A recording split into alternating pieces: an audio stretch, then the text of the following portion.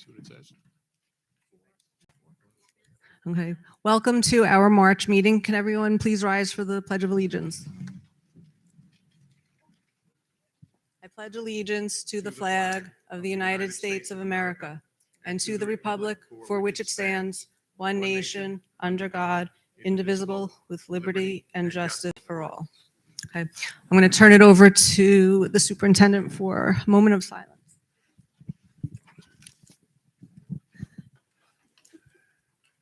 This past month, the prior superintendent of schools, Dr. Robert Mannheimer, passed away.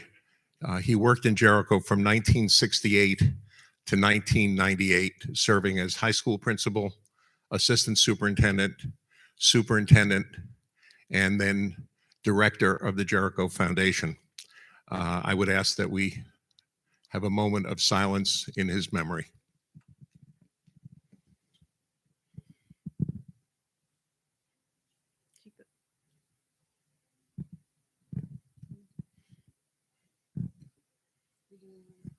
It sounds good. Thank you.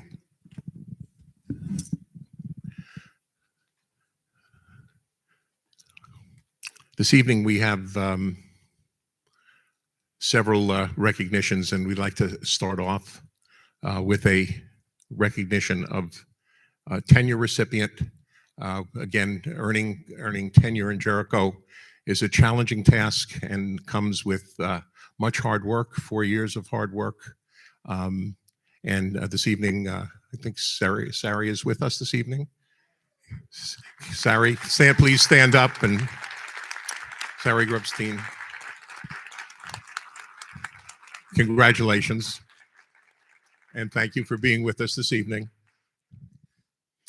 Also this evening, we are excited to recognize one of our incredible superstar teachers from the high school, Matthew D. Marinas. Matt,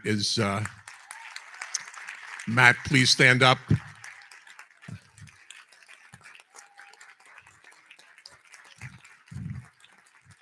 Matt has been recognized more times than our high school soccer team. But I want to congratulate Matt on being recognized by the Harvard Club of Long Island for being a distinguished educator, which he is and has been for the last 20 years. Congratulations, Matt.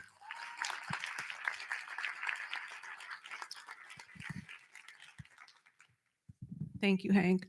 I'm going to take a motion to have public comments tonight limited to district residents and school community members only. Do I have a motion? Divya, second. Chris, discussion? Okay, so we'll vote on it. All in favor?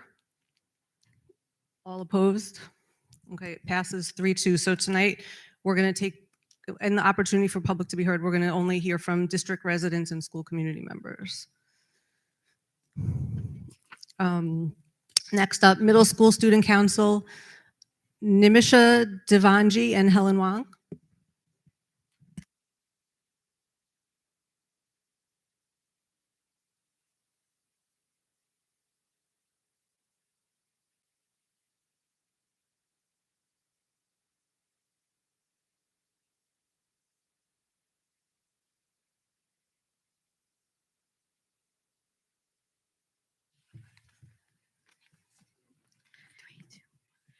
Good evening. My name is Helen Wang. And my name is Nimisha Devjani. We are Jericho Middle School Student Council representatives. It is a pleasure to be here this evening. February and March have been very busy months with a lot of wonderful things to report on. On February 17th, the middle school celebrated Personal Best Day, the point in the year where we reaffirm our commitment to doing our personal best. The day began with activities reinforcing the importance of being good digital citizens. Next, we took part in an assembly highlighting the dangers of addiction. Lastly, this year saw the return of the student-staff volleyball game. The staff played well, but students came out on top, again. Jericho Middle School hosted their annual Cupcake Wars on March 16th, led by student leadership. Cupcake Wars was a fundraising idea created by the student leadership back in 2012. It has since been a tradition at the middle school. Cupcake Wars is a friendly competition among students to see who is the most creative and has the best tasting cupcake. This year's theme was Spring into Action with What You Love. Students were definitely ready to spring into baking as we had over 90 entries.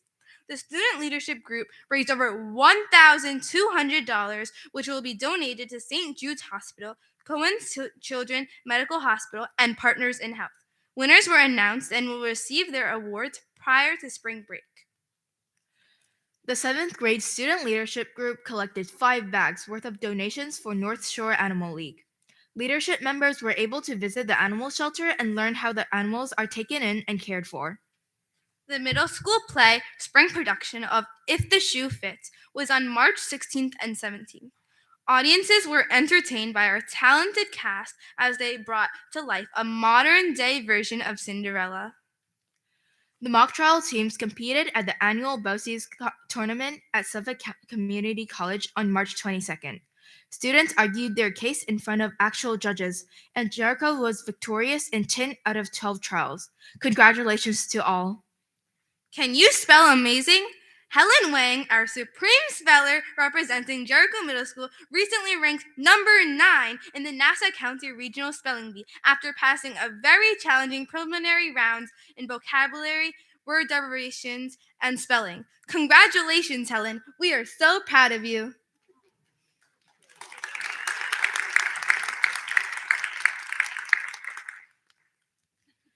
Four members of the Math Counts team traveled to Saratoga Springs, New York with Miss Morrow for the state-level Math Counts competition.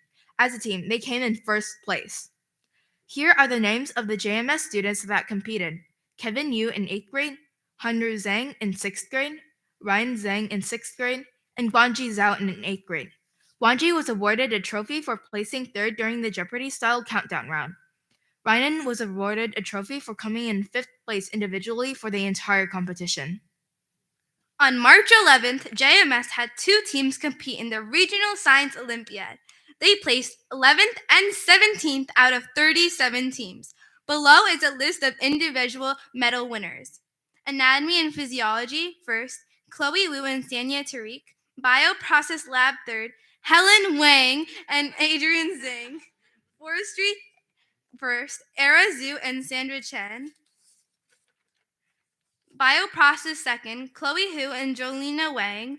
Experimental Design, 3rd, Jolina Wang, Chloe Hu, and Selena Cheng. The 6th and 8th grade CSL classes hosted a Kit Kat for Kindness challenge last week.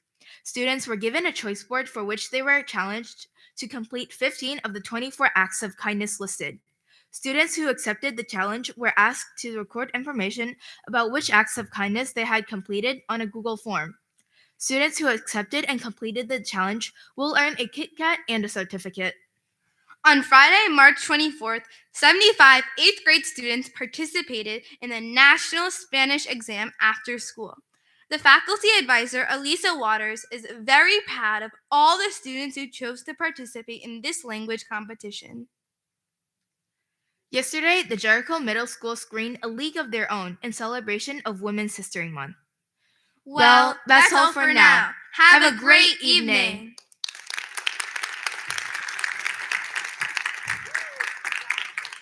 Thank you, Nimisha and Helen. And Helen, maybe we could get your autograph after the meeting. High School Student Council, Ruby Shanker and Ensign Pan.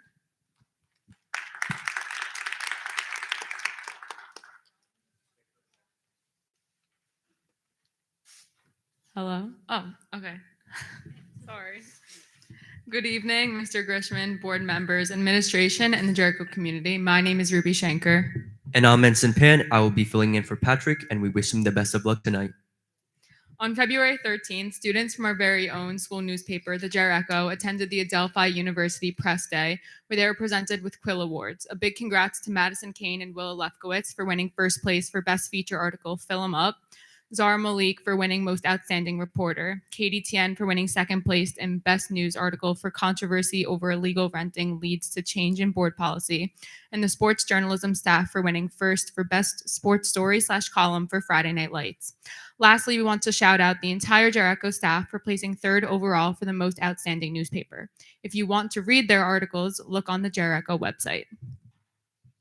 Our core students from grades 9 through 12 celebrated pop music by performing hit songs in a pop concert on the evening of February 15th. In the show's grand finale, all grades combined sang You Can't Stop the Beat from Hairspray the Musical. It was a wonderful experience and so much fun for everyone of all ages. To celebrate Black History Month, our music department partnered with the Louise Armstrong House Museum to make jazz history come to life here in Jericho. During a daytime assembly, our jazz band played for our students in the band, orchestra, and chorus. However, it wasn't just our students who had the opportunity to appreciate this music. There was also a teacher workshop where they were able to learn about Louis Armstrong and his musical and cultural impact. On March 3rd, grades competed in the highly anticipated Battle of the Classes 2023. Combined with Wellness Day, students showed their school spirit while practicing healthy mental habits. It was a lot of fun for everyone of all grades. In the grand finals of the Battle of the Classes, the seniors beat the sophomores to be crowned battle champions. We also want to commend the cast and crew of Frozen for putting on an incredible show a few weeks ago. Not only was the community impressed by the performances, but the representatives from Disney were also blown away by the level of polish and professionalism on display. Of course, none of that would have been possible without Mr. Grishman and the Board of Education's support and the countless hours of work by Ms. Renato and her team of hardworking adults. Jericho as a community strives to be inclusive and welcoming to all, and we were able to show that to the world with Frozen. Jericho's music department hosted this year's annual Piano NYSMA Festival for Nassau County on March 11th. Close to 300 Jericho students participated and showcased their musical talents. 12 of our students scored a 100 on level 6, which is the highest attainable score on the highest level. The festival was a huge success because of the planning of Jericho's music staff and Triumph students. Throughout the week of March 13th, our language department hosted a World Language Week. Every day in between periods, our students got to enjoy music from all over the world, and the hallways were festively decorated by the language honor societies in our school. This was an amazing week. This amazing week ended with Diversity Day performance put on by the Jericho United Club. Teachers were able to bring down their students during periods 8, 9, and 10 to watch the daytime show. The auditorium was packed with students who were singing and dancing along with the performers. Parents and the Jericho community were able to watch the show later on in the evening. The event was surely standing room only. It was certainly a busy week at Jericho High School with the spring sports season starting. During this season, we have girls badminton, boys tennis, girls and boys golf, girls and boys lacrosse, boys baseball, girls softball, co-ed track and field, and unified basketball. We wish the best season to our athletes. Come out and support the Nest. Go Hawks! Earlier this month, 16 Jericho high schoolers took part in the 2023 FBLA State Leadership Prejudged Events Conference. It gives us great pleasure to announce that all 7 of our teams placed top 5 in their respective categories and will be joining 35 other club members at the official State Leadership Conference held at Rochester next month. A big congrats to the 7 teams placing in business ethics, business plan, coding and programming, community service project, digital video production, e-business, and website design. Here, we would like to recognize not only the hardworking club members in FBLA, but also the diligent club advisors, Jessica Rogovitz, Nicole Izzo, and Michael Golden, who have shown nothing short of dedication and compassion this past year. We wish all of our FBLA state attendees the best of luck moving forward. The Choices and Consequences Junior Driving Meeting was held on the evening of March 22nd. This meeting was mandatory for any juniors interested in driving to school the next school year. During this meeting, our juniors learned about the responsibility that comes with driving and how to be the best drivers they can be. Seriously, clear the roads for these new drivers. Our mock trial team has had tremendous success this year after being the first team in Jericho history to qualify for the semifinals of the Nassau County Division for the New York State Bar Association mock trial competition. This is Jericho's best performance in all of its years competing and would not have been possible without the dedication of the mock trial team and their advisor, Ms. Sultan. We wish the best of luck to the mock trial team moving forward. This past weekend, the Model Congress Club took a trip to the University of Pennsylvania for a competition. This trip introduced an opportunity to speak with other like-minded individuals from across the country, building valuable relationships, understanding various issues from unique perspectives in our nation, and honing leadership skills in the process. Congrats to all the Jericho students who won awards. Elaine Zhang won Best Delegate, Tara Karami, Vivek Kirpalani, and Asaha Sharma all won honorable mention. The club wants to give a special thank you to their advisors, Ms. Hines and Mr. Bodie, for taking them on the trip, and they can't wait for more in the future. Also, this past weekend, the Environmental Club helped out with Jericho STEAM Day to foster community and collaboration in the field of science. In total, around 150 visitors and volunteers had the opportunity to interact with hammers, machines, and old musical instruments throughout the day. The Environmental Club provided swag bags, bracelets, pencils, and water bottles to the attendees, and feedback garnered from faculty and students was overwhelmingly positive. On Monday, March 27th, the Jericho Jazz Band, under the direction of Michael Blutman, performed a variety of pieces in their concert. Their set consisted of pieces with styles ranging from Disney with the Incredibles theme to old classics such as Nostalgia in Times Square by Charles Mingus. Their intentions with this performance were to show how vast of a style jazz is and how it is often mixed with other styles such as Latin and funk. This show was able to spotlight their talent and with many improvised solos. Overall, it was a huge success. This past Tuesday and Wednesday were the Art and Tri-M Honor Society induction ceremonies. Students officially become members of the Honor Society after completing a year's worth of induction requirements. The Thespian and National Honor Society will be hosting their induction ceremonies next Monday and Tuesday in the middle and high school auditorium. Third quarter ends tomorrow, Friday, March 31st. The PowerSchool portal and Canvas grades will not be able to be accessed after 3:30 p.m. You will not be able to see the grades for the third quarter after spring break. This year has flown by and we can't wait. We are already in our last quarter of high school. On April Fool's Day, be sure to check out the Jer-Uh-Oh edition of our school newspaper. The Jer-Echo publication will have silly articles written by our award-winning writers, and in this special volume, our creative writing classes have prepared satire videos about the latest and most ridiculous things only found here at Jericho High School. Only the best videos from each class will be posted, and it's definitely something that you don't want to miss.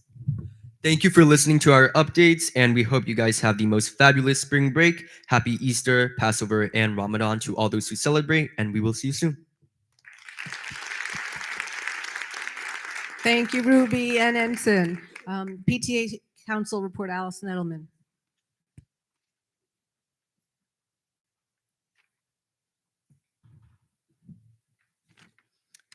Good evening, Mr. Grishman, Board of Ed members, Central Administration, faculty, staff, and community members.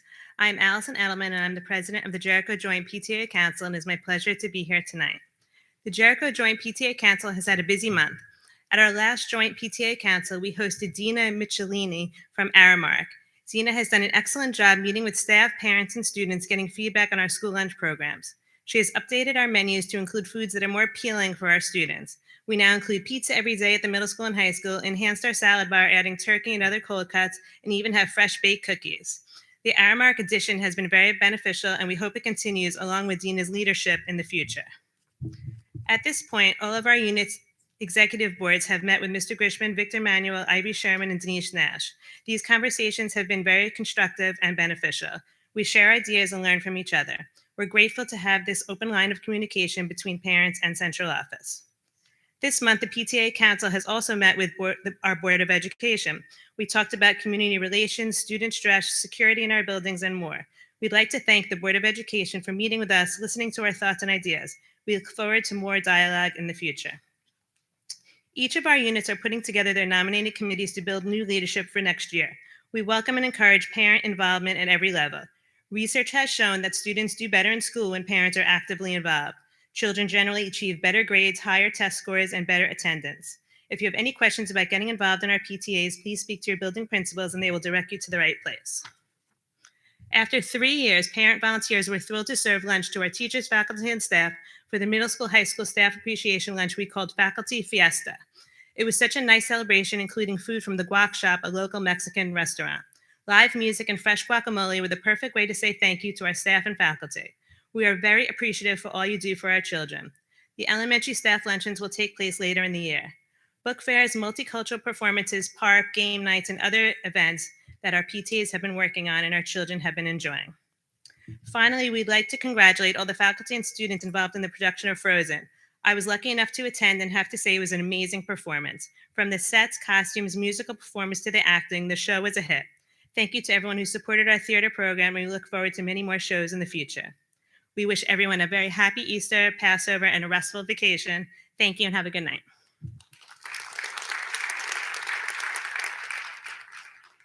Thanks, Allison. Presentation of SEPTA grants. Gina Levy.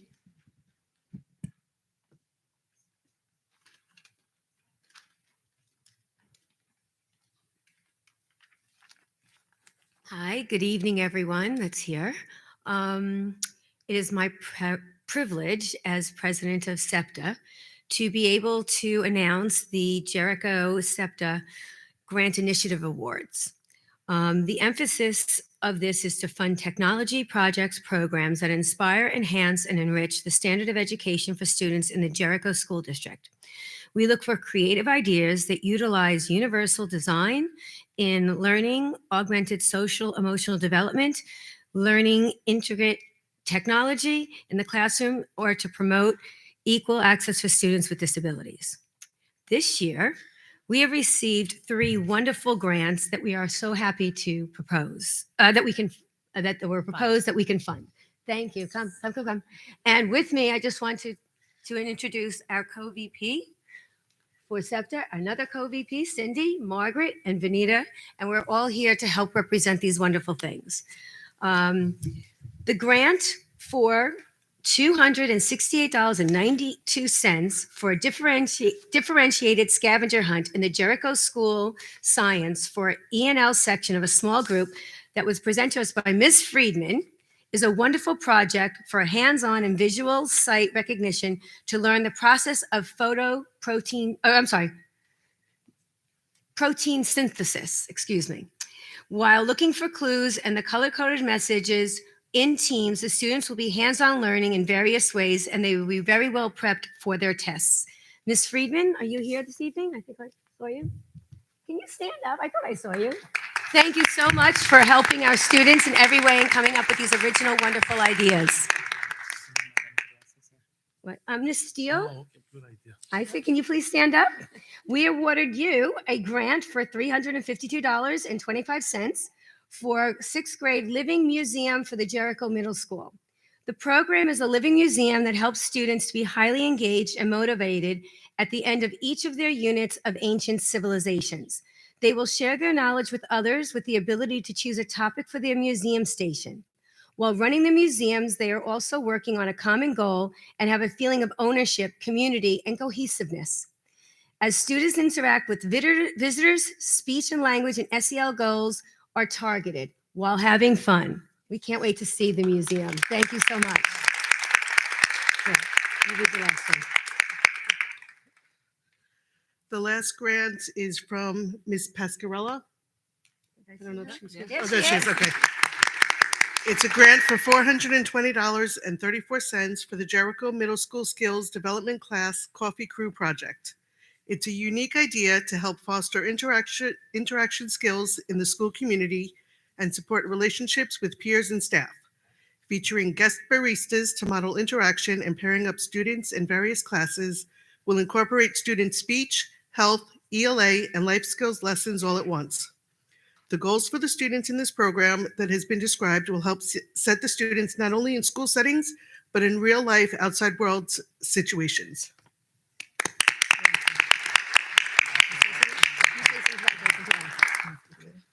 So we'd like to congratulate all of you for doing so much for our students, thinking out of the box and making these proposals happen, and that we are proud through our SEPTA membership that we can support you on this. And to everybody else, have a wonderful break and holiday. Thank you. Thank you, Gina, and thank you for the grants on behalf of the students and the teachers. We really appreciate it, and they're going to get a lot out of those programs. We're going to try to move through the business portion pretty quick, some of the business quickly, so we can just make sure we get that done. There's a resolution, but we already did approve it, so we don't need to do the resolution again. But our April board meeting has been moved to April 19th. It's the Wednesday before the date that's in the calendar, which was the 20th. So just mark that on your calendars, but we don't need to do that tonight. We're going to do a few resolutions together. We're going to do numbers 6 through 11, execution of agreement with scope. Be it resolved that the Board of Education authorizes the board president to execute an agreement by and between the school district and scope for after-school childcare for the 23-24 school year. Acceptance of 2 donations, $100 from Cantiac and $75 from Jericho High School PTSA for Cool Beans Catering. Intermunicipal agreements with Port Washington UFSD, Herrick's UFSD, Franklin Square USFD. Be it resolved that the Board of Education approve the attached 23-24 intermunicipal agreements to offer maintenance and repair services in the Jericho Transportation Facility for the 3 schools I mentioned. And okay, and those, do I have a motion to approve those 6 through 11 resolutions? Sam? Second. Jen? Second. Any discussion? All in favor? Thank you. Now we're going to do 12 through 17, which is Federal Single Audit Report, June 30th, 2022. Recommended motion, the Board of Education acknowledges receipt of the Federal Single Audit Report of School District External Auditor Cullen and Danowski for the year ended June 30th, 2022. The State Environmental Quality Review Act, SEQRA, whereas the Board of Education desires to embark upon the following capital improvement projects, and there's a whole bunch listed there.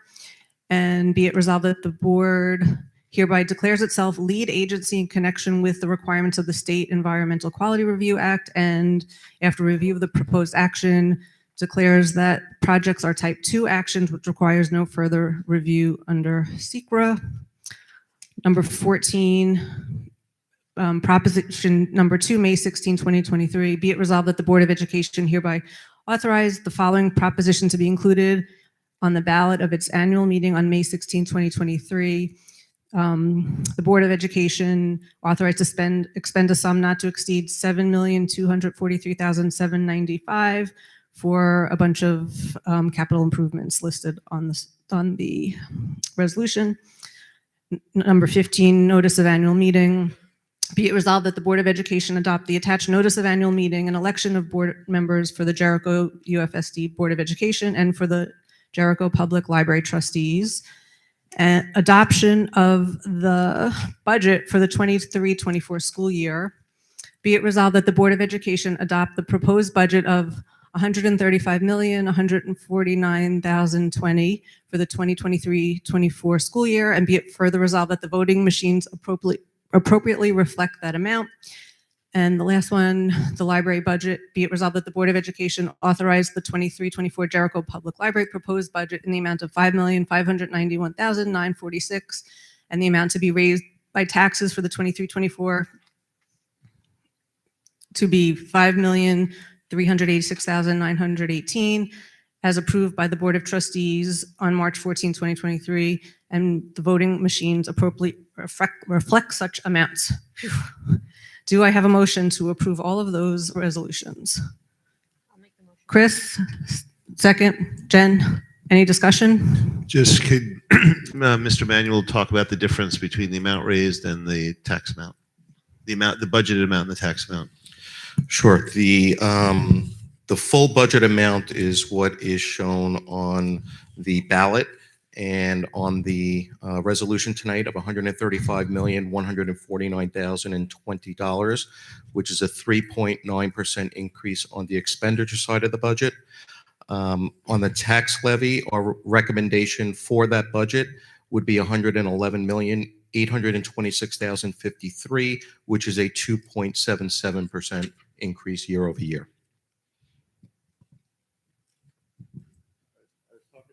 Talking about the library budget. My apologies. The library approves their own budget. They bring it to the district, and what we're doing basically is not necessarily adopting their budget. We're just approving it to be allowed to go on the ballot on May 16th. And so I guess where's the other $200,000 coming from? Sort of For the library? Yeah. I couldn't answer that. We don't do the library budget. Okay.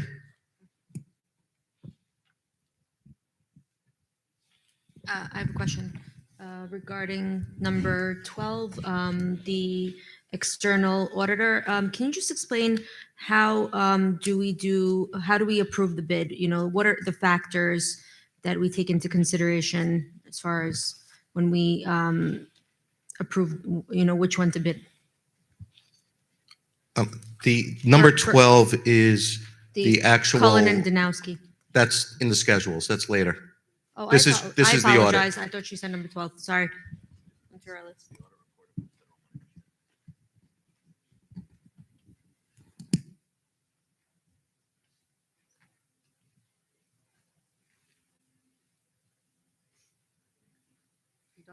Yeah.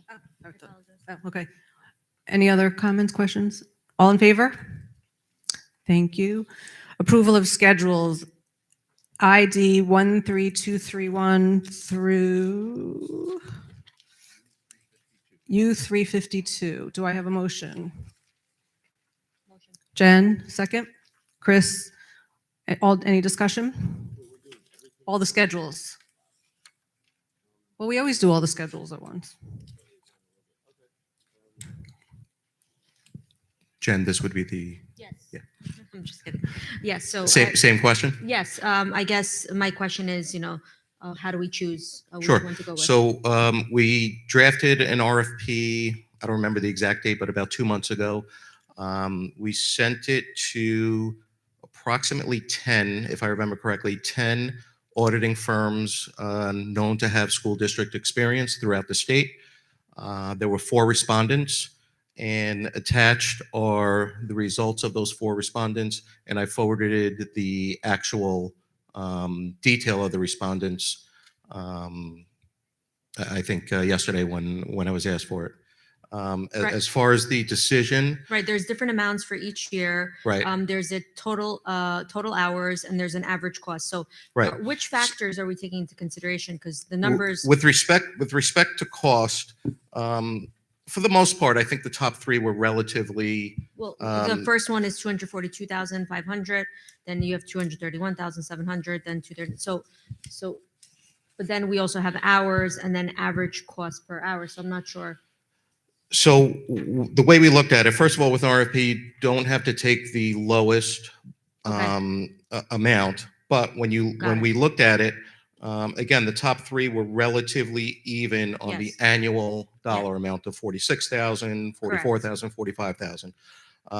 They also provide, we asked for this in the RFP, how many hours they Yes. anticipate that it would take to do the audit, and that's indicated in the total number of hours. And then on the right column is basically the annual fee divided by the hours to come up Yes. with what the hourly rate is. We've had Cullen and Danowski for many years. I find them to be extraordinarily thorough. They look at everything. They're here for 5 days during the month of May, just doing some preliminary work. They're here for another week and a half, early August, again, looking in depth at our closing entries and our financial statements. There's tremendous amount of work between that time in August through the end of September when the audit report is presented to the board. They have usually some types of recommendations for us to follow through. After those recommendations are presented, we provide a report back to the board and to the state saying, what are we going to do to correct those items they listed in the recommendation? And that's how the audit process works. And again, I've had experience with 3 of the 4 listed here. I find Cullen and Danowski to be, again, extremely thorough. They look through literally everything. All right. So we don't have to go with who is the cheapest because they weren't the cheapest. Well, it depends. They were all around the same price. They were plus all around the same, and I would argue, actually, maybe they are their because hours are because they're giving putting you in more a hours. tremendous amount more That's why I was hours than the asking other companies. what factors. Okay, that answers my question. Thank you. I have a question about the cafeteria report. I don't remember exactly, but I know that we had been operating at a gain, and now it looks like we're at a loss. And I know this is for January, and that's the first month that we had Yeah, the outside contractor. So Jan- can you just explain? Sure. January actually included the payment to Aramark for both the months of December and January. So it was a double payment during that month. Going forward, it'll be just the single payment for each month going forward on the cafeteria report. And again, when we brought in Aramark, it wasn't for the reason of we're going to save a lot of money doing this. It was for the quality and to bring the school lunch program to another level. It's difficult to determine at this moment, 2 months in, because again, the first 4 months we didn't have them, and now we have them, to determine specifically where we will end at the end of the year. But again, the product is the reason why we went to this, and so far we're hearing very good reports back from the community. You heard it in Allison's report earlier, and from the students. Dina has been meeting with student groups in every single building multiple times at the high school to get feedback, and she puts that feedback into action pretty quickly. So we're extremely satisfied with the product at this point. Great, thanks. To Mrs. Vartnoff's point, is the hiring of the auditors, the approval of that contract, time sensitive tonight, or is that something that can wait till May? Till May? I'm sorry, till the April meeting. Sorry, I forget what month we're in sometimes. It's Well, I don't know if they need to do work or they need the approval Well, today. I put it on tonight, and I timed it this way so we could begin the process of scheduling them to come in and moving the process forward. I only asked because, as you said, it was only this week that we got the proposal, so I've only gone through them a little bit. It's just for a 5-year contract for something this important. I was hoping we could get some more time, if it's possible. If it's a time-sensitive thing, we need to move forward, then we'll move forward. I do want to say it's not a locked-in 5-year contract. It's 1 year with the ability to re-up annually after that. I just wanted to make that clear. And that solves most of the problem. Great, thank you. I have a question regarding the revenue status report. Can you just explain what is the government NARC program, the AAC? That's the Oasis drug-free program. It's a grant through the state. We've had it since before I've started here for many years, probably 20 years. And it just allows us to provide programs to talk about drug-free schools and, not to do drugs, and the social worker is involved, and part of their salary is paid through that. And can you also explain for the medical ASST, I don't know if it's medical assistance, health related, we had a zero budget for that adjustment of 120,000. Can you explain that? That's Medicaid reimbursements. Okay. It's impossible to track what you may get in any particular year.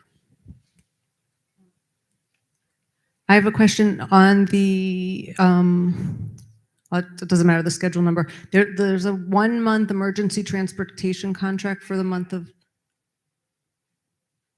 sorry, there's a 1-month emergency transportation contract. Why did we need a 1-month emergency? And a 1-month emergency contract allows us to go out to bid for that contract. So you need to provide transportation immediately. You do an emergency contract, and during that time, while you're in that emergency contract, you go out for bid for it. No, I understand that, but why? We already have a contract for transportation, so this is an additional. No, this is probably, I don't know the specifics of this, but 99% of the time, it's a student that's going either to a special school or to a private school that we weren't currently going to, or we weren't currently going to. So it would be a new route that we would have to go out to bid for. I have one more question. The Affordable Care Act Administration Agreement, are they acting as a broker, or what role do they play? They act as a consultant to assist us with putting forward what we need to do for the Affordable Care Act. They're not a broker. So They make sure that we're meeting the regulations, that we're meeting the 95% of employees receiving health insurance. So they track all of that for us, and they send out the 1095s. So wouldn't our CPAs be helping us with the forms, the 1095s? No. No, completely separate. These Completely separate. all of the auditors are auditing. They're not providing a specific service other than auditing what you've done.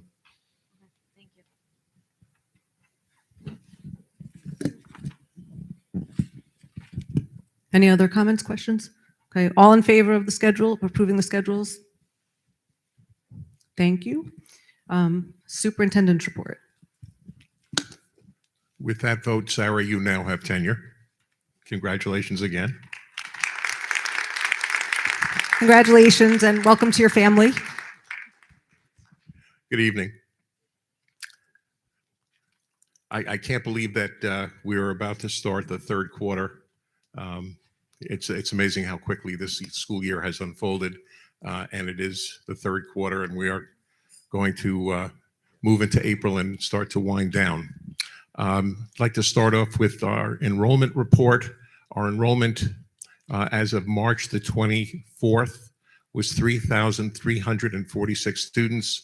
That is an increase of 14 students over the prior report in February. Again, we mentioned at the last board meeting, and just want to re-mention that we have expanded our UPK program that will be running in the Ratner Seaman School. We will be running 5 classes starting in September, and we are already working on planning for the opening of 2 additional classes in September, and we're looking forward to that. Over the last month of March, I can't believe the number of recognitions that we've received from our students and from staff members. And just a quick list of recognitions and notes of accomplishment. 2 Regeneron finalists, New York State Diving Championship, Jericho receiving awards at the Adelphi Conference. The musical production Frozen was just absolutely over the top. Kids attending and finishing in the top in ISEF and LISEF competitions, sending 3 kids to the Long Island Spelling Bee finals, sending kids, we're about to send some kids to the VEX internationals in Dallas.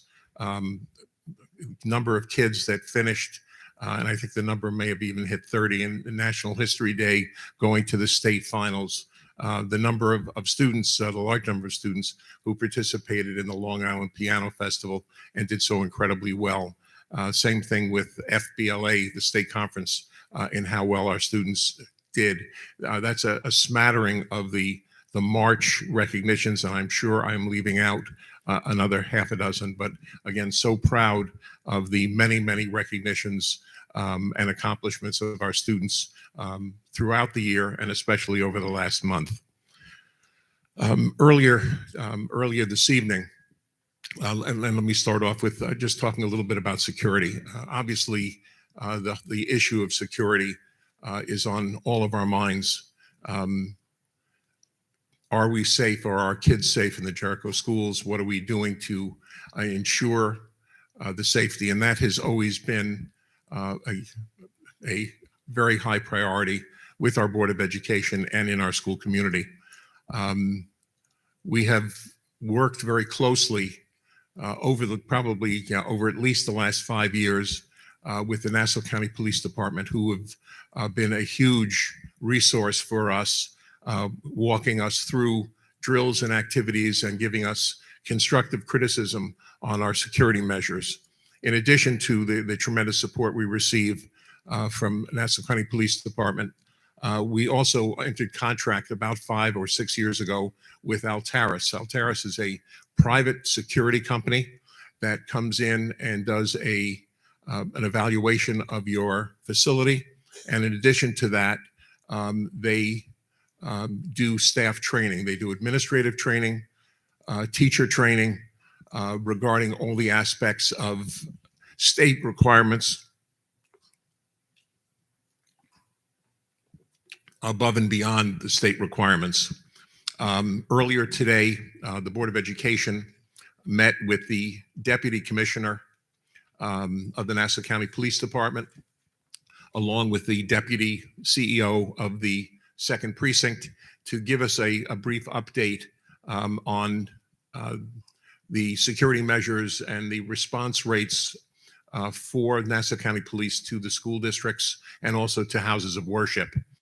One of the outcomes, or where we are right now, is we have asked the representatives from Alteris to re-review all of our practices and all of our facilities and to make recommendations to the Board of Education. They're currently wrapping up that process, and we expect that we will have a written report from Alteris before our April board meeting. Additionally, we've requested, and again, Ben has coordinated that, we've requested from the Nassau County Police Department and their Homeland Security affiliate also a complete review of our district facilities, our practices, and the policies that we have in place. They will be beginning that process for us once again as soon as we come back from our April vacation. So we expect that we will have information from them also in the month of April. So we look forward, between our April board meeting and our May board meeting, to report back to the board the specific recommendations that we receive from both agencies, and some administrative recommendations in terms of what is the work that we need to do to our facilities over the summer to prepare for September based upon the recommendations. So again, that is a high priority, and one that we will keep the board and our school community and our staff well aware of. I will add to that conversation that consistently we get very positive reviews from both Alteris and from the Nassau County Police Department for the practices we do have in place, for the physical accommodations that we've made to our facilities. And I can sit here and share with you, as I've shared with the board, that I frankly sleep better at night now, knowing what we have in place and the feedback that we have received and continue to receive from our partners, from the police department and from Alteris. We're always looking at strategies of how can we make that an ounce better, a pound better, and that will be the process that we'll look out through the spring. We have begun the recertification process. Ben, I wonder whether you can give us a quick update on where we are in the recertification.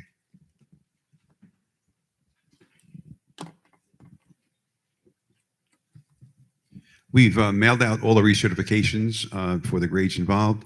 We actually did a second mailing this week to remind people we're at about a 37% response rate. And quite frankly, we're not thrilled with that. We'd like you to try to improve that. So those of you who are out there who are holding that recertification documentation that we've sent to you, we urge you to get it in as quickly as possible. We really expected it to be a little better than 37% at this point. We'll keep on reminding you, we'll keep on bugging you, but the bottom line is we really need that done as soon as possible. If you have any question within the document that you received, there's a phone number, there's an email. Shoot us a phone number, shoot us a phone call, give us an email. We'll be happy to help you through the process, but please, we need you to respond. Okay, thank you. Dr. Chufa, do you have the breakdown between 5th grade and 8th grade? I do. Someplace?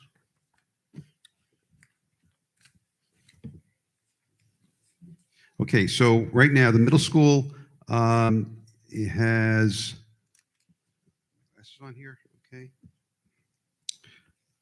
101 out of 287 responses.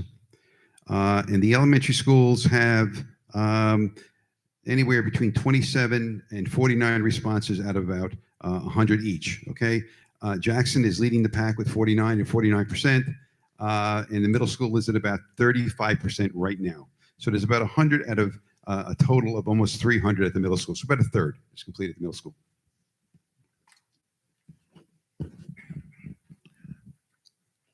Thank you, Ben. We're sending reminders out where we've not received responses? Great. Thank you, Ben.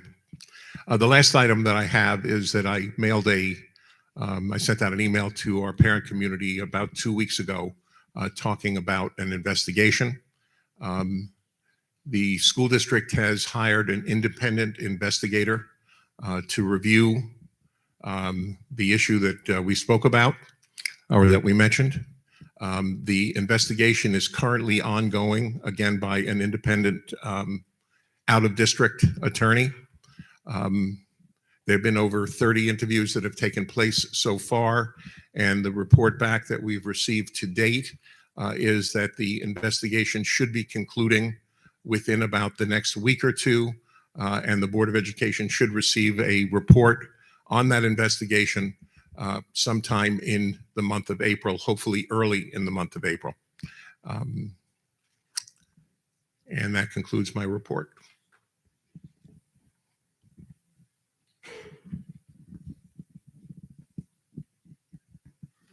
Now we're going to move to the opportunity for the public to be heard. As we voted earlier in the meeting, we're only going to be taking comments from district residents and school community members. If you'd like to make a comment or ask a question, please tell us your name and address, and if you're affiliated with the group, the name of the group. If you'd like your statements to be included in our board minutes, you must hand a written copy of your remarks to Victor immediately before speaking.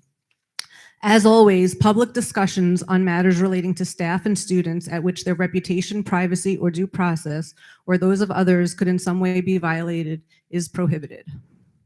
Thank you. Madam President, just a couple of other comments, please, with reference to that statement. Statements concerning individual students and individual staff members should not be entertained by this Board of Education. And I caution the board that such rule also has to be applied uniformly across the board and must be viewpoint neutral, meaning we cannot accept comments concerning an individual staff member that are positive and say, we'll hear from you. We will not consider negative statements. That is not permitted. So my recommendation to the board tonight is that statements concerning individual staff members or individual students not be entertained by this Board of Education. Thank you. And Chris, I just wanted to, if you could just point out what we are allowed to discuss with respect to the investigation. Very little. It's an ongoing investigation. Part of your responsibility is to maintain neutrality until the investigation is before you, so you can make some critical decisions concerning that matter. Thank you. Okay, so as I said, if anyone wants to speak, come up to the microphone and state your name, address, and affiliation.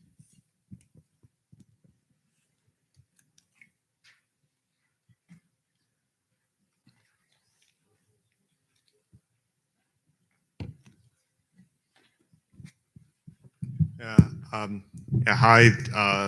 Good evening. I'm happy to be here. I'm Ethan Brown. I'm a junior at Jericho High School. So I want to bring the attention to the board about snow days and the fact that we didn't have snow days this year. While it, or so. So Monday night, February 27th, it snowed. It was a first major snowstorm this year. And by Tuesday morning, the ground was covered with snow.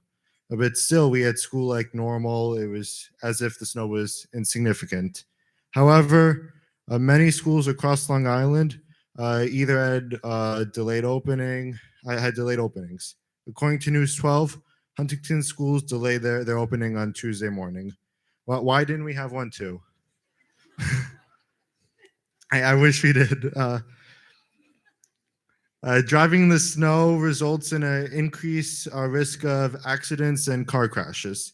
It's unnecessary to place that risk on our beloved teachers, students, parents, and custodial staff when we could simply have a delayed opening and avoid this problem altogether. There's no better for students to wake up and finding snow, no school. Too. And adults as well. Yeah, nothing beats it. Yeah, while the state mandates 180 days of instruction, we're on target to complete more than that. I believe it's 186 or 185. You probably know that more than me, but it's well more than the required number.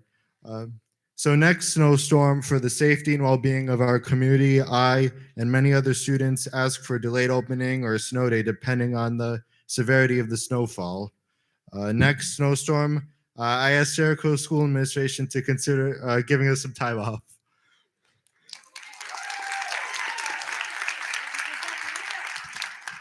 Ethan, thank you. It's interesting. I've heard that from many students in the district, including some relatives in the school district as well. In making the decision for snow days is a very difficult one, and it's one that starts at about 3 o'clock in the morning with an assessment from our bus company, from the police department on the safety of the roads. On that date, there was not one delay in Nassau County. Nassau County, every school district opened on time that morning. Believe me, I would have loved to have been up to 3 o'clock, 4 o'clock, 5 o'clock, and gone back to bed for a couple of hours that morning. But we felt that the roads, by the time our buses were on the roads and our staff were driving into school, that the roads were safe.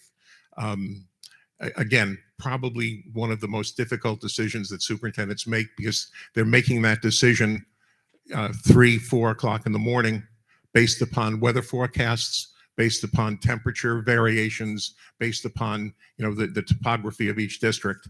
And I have to tell you that if I had to look back on the snow days that I've called over the last 30 years, probably a third of them were called one way or the other way, that I would love to go back and do it the other way around. It's a difficult decision. We do the best we can. But thank you for your comments, and I appreciate them. Yeah.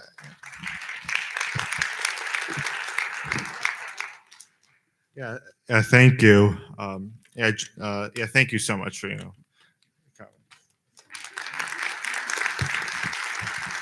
And at this point, we are not expecting any additional snow days between now and June. I hope so too.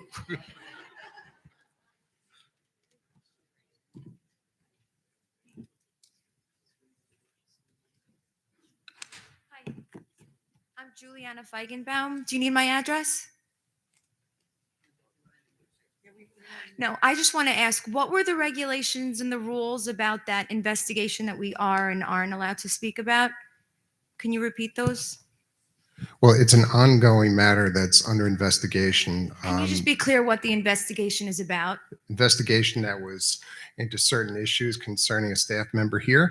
I'm not going to go into detail as to what the investigation has revealed at this point. The Board of Education, upon receiving that information, will be making some critical decisions, but that's not the kind of thing we talk about here in a public session. This is not a personnel matter. That's up for public discussion tonight. So as parents, what is the proper platform for us to discuss? You can actually communicate with the Board of Education via Via email. email? Yes, ma'am. Via email. Okay. Thank you. Thank you.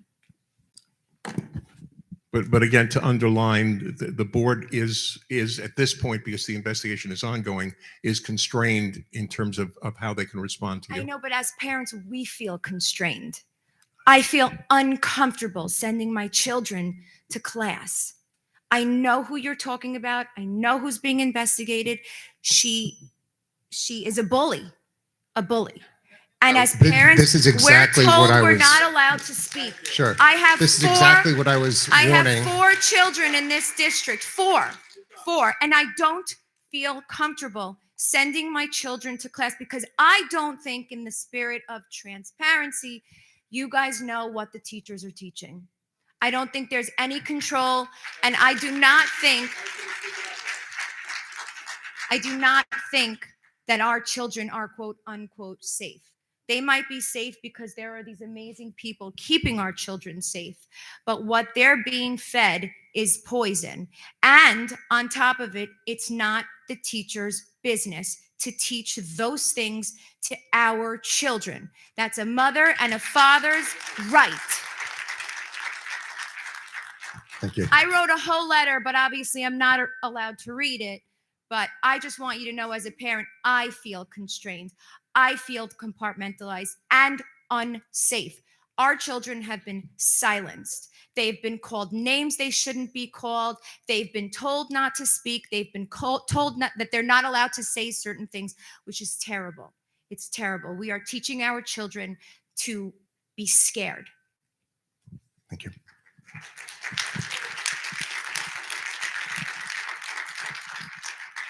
I appreciate your comments, and I feel compelled to respond. Administration in this district stands ready to receive specific complaints as we do on a regular basis. And I encourage somebody who has a specific concern to please contact your building administrator. If you have a specific concern, please contact your student's teacher. One of the strengths that I believe exists in this district is the open communication that exists between our parents, our kids, and our staff.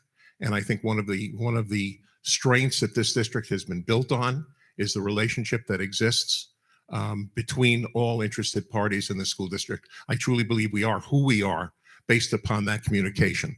I will also say to you that in our elementary schools, our teachers, our administrators are in classrooms multiple times a day. There is supervision that takes place, especially, and I'll start with in our elementary schools. For 18 months, we were teaching our kids in your living rooms.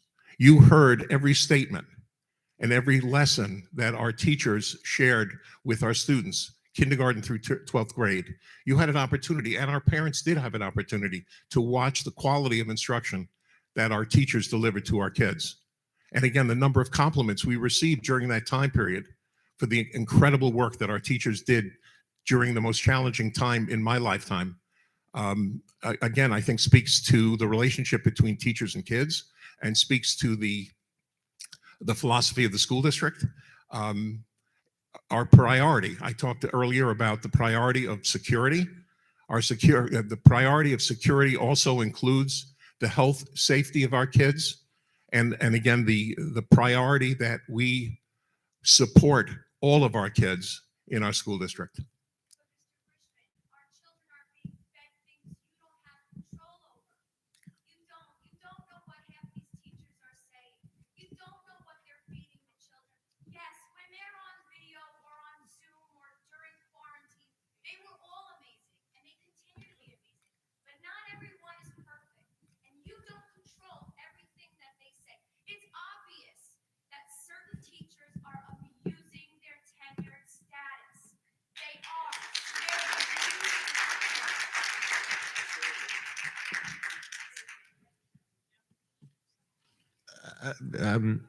As this goes, look, I think everyone's aware of what we're referring to, and clearly, based on the emails that we've received as a board, there's an issue of trust that has been damaged over the past few weeks, and I think it's up to this board and up to this administration to take comments like we heard and comments that we've seen and take them to heart and figure out how we do better and how we rebuild that trust and how we instill in everyone in this community the right types of procedures and processes to make sure that that those concerns are addressed and if necessary, corrected.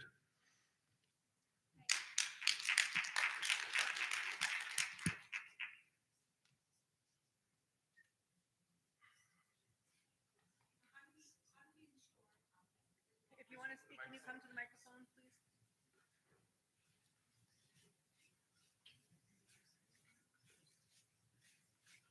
And just tell us your name and address. My name is Prachi Daria. Name address 11 Stone Arch Road, Old Westbury. I didn't plan to ask a question. I actually walked in late. But I just had and we've all watched the video that we're referring to. My question was, how does the school district plan to approach tenure and complacency hand in hand? Just because you have tenure doesn't mean you can go in and just say whatever you want to and think your job is safe. Thank you. Thank you. Every teacher in this school district is supervised, whether they're a probationary teacher or a tenure teacher. Every teacher is supervised. We are extremely vigilant in our supervision. The number of visits, both formal and informal in classrooms, is regular and ongoing. The granting of tenure in this district is a very rigorous 4-year process where there is a great deal of supervision during those 4 years, but that also continues after the probationary period. I feel very comfortable that the teachers to whom we grant tenure, as we did this evening, are teachers who have worked hard to be exemplary in the classroom. Satisfactory in Jericho does not work. And again, our standard is satisfactory is not the standard. The standard is exemplary. And I do believe that the teachers in this district who've earned tenure are exemplary. And the ones that we grant tenure to have shown exemplary performance in the 4 years that they've been here. Right. And That does not preclude that there are times where it is necessary to provide enhanced supervision or uncomfortable discussions, which our administration does when necessary. thank you.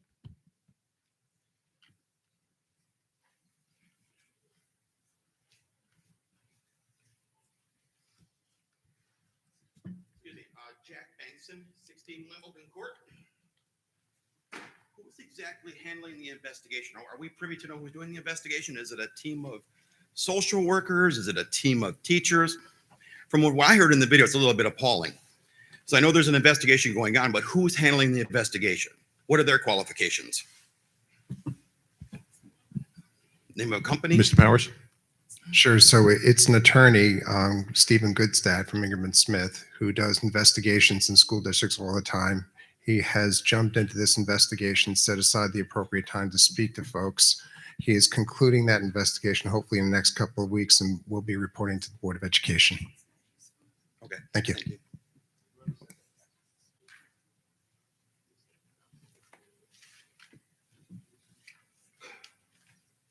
Good evening, everyone. John Saraf.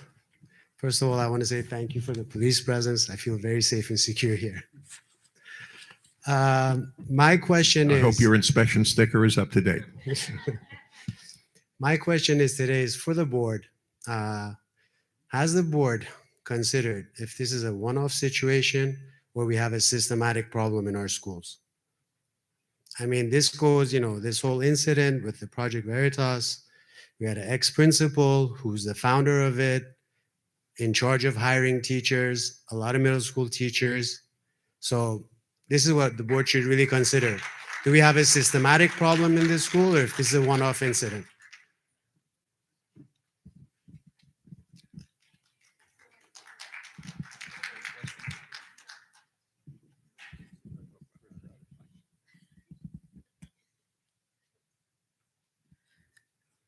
So part of the investigation is to see if there is a widespread issue, but in terms of hiring, there are many, many people involved in the hiring process, including parents, students, peers, administrators, and there are always there are no set questions.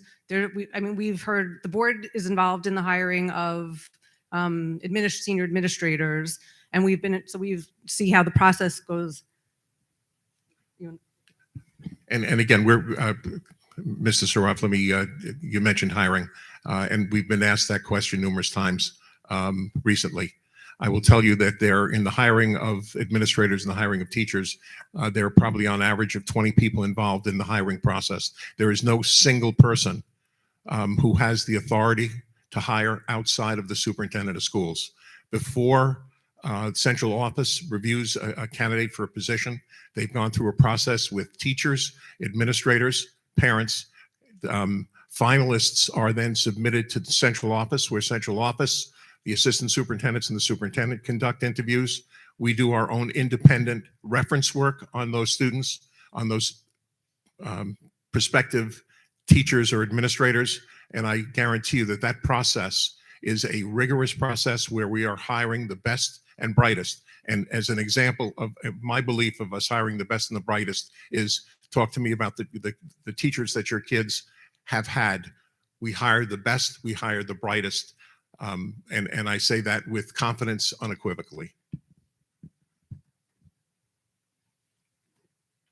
Mr. Saraf, the short answer to your question is yes. And it, as someone said earlier, I don't remember if it was the superintendent or our president, that is part of the investigation and has been a board discussion, will continue to be a board discussion. And as with everything that the board looks at, including the hiring process, we are constantly looking to make improvements, to find areas where there is concern, whether from the community, from us, and to see what we can do to, again, rebuild that trust as well as improve what is going on in our district.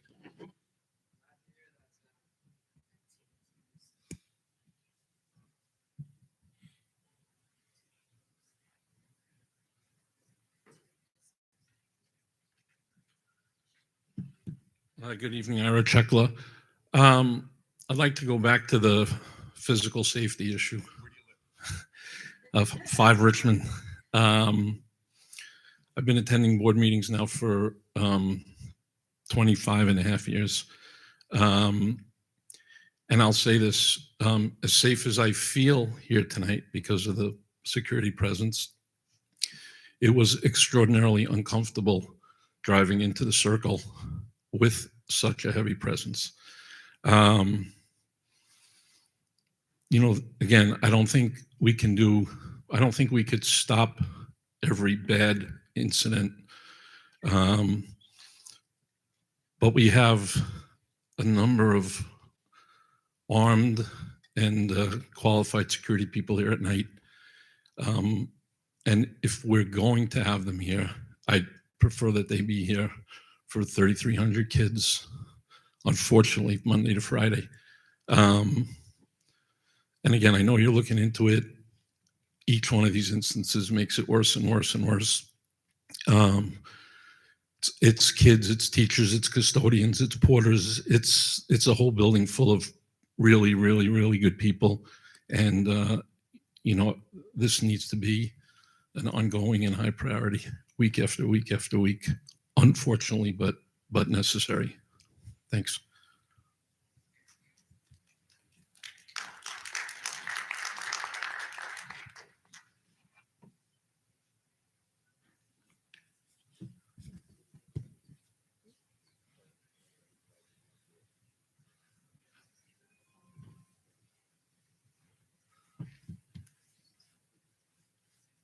Mike Arami, Two Horseshoe Road. Wanted to find out more about EdCamp and any other kind of conference or on-conference, as they call themselves. Is there any transparency about which teachers attend these conferences? And more importantly, what the agenda is that is discussed in these conferences? I want to make it clear that it's the most important thing in terms of gaining our trust is knowing which teachers attend these conferences and then having the detailed agenda disclosed to the board so that we can hold you responsible for what's going on in the school. I'd love somebody to address that. I will start to try and address that. EdCamp is a professional development activity that has been going on nationally for at least 10 years. They are typically held on weekends. They are typically held in school districts, again, across the country. They are events that school districts do not pay to support. They are events that school district employees do not get graduate credit or in-service credit to attend. They are primarily, not primarily, they are events that are run by teachers, for teachers, in an open format session. Again, they range in discussion issues from specific curriculum discussions, special education, literacy, student scheduling, new strategies to teach XYZ. There is a large host of topics that are covered at those events. Again, we have probably in our district, we probably have hosted over the last 5 years 6 or 7 Ivy. Would you about that? We all we are doing is, again, we are not taking a formal role. All we are doing is providing space for the people that actually run the EdCamp activity. We do not require an attendance sheet or a sheet on what the topics of discussion that take place in those rooms. Again, we've been It's been shared with us that those are activities that teachers attend on their own time, mostly on weekends, and covered by their First Amendment rights. I don't know whether anybody would like to add anything to that.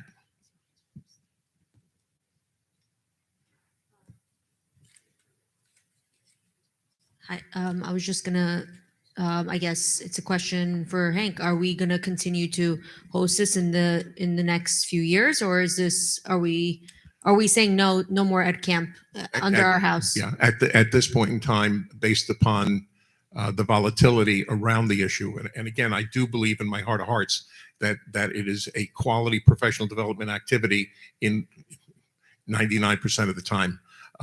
Given the volatility of the issue, I don't plan on hosting or recommending that we host an ed camp activity in the near future. Was the event that was hosted by Jericho, was it an actual ed camp? Because I thought the founders of ed camp said that it was not. It was sponsored by a different organization. And have they shut down ed camp at this point? So ed camp itself is a format. It's not an organization. And then there are organizations that use ed camp. So yes, there's an organization, Ed It's Camp called- Long Island. Right. This wasn't Ed Camp Long Island. This was a different organization. But Ed Camp itself is a format. So your question was, I didn't have a question. I was simply saying I thought they shut down Ed Camp, and as long as we're hearing that we're not hosting maybe them, they shut that's down. I don't know what organization they shut down, but the concept of Ed Camp can't be shut down. Like people could use it or not. We actually use it for students. We did it at a when the PTA meeting. superintendent was saying that we're not going to be hosting any more ed camps, is he saying we're not hosting any more Ed Camp Long Island events or any more Ed Camp, as you put, Mr. Citron, Ed Camp style events? That's the only clarification I was trying to make.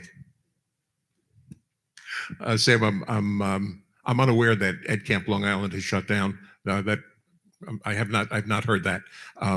Again, it would, from my perspective, again, I appreciate the format. The format has been used in faculty meetings. It's been used by PTAs within our district, and students have participated. I would review any request for an internal use of that format within our district to run a faculty meeting on a topic in the high school. I would approve that.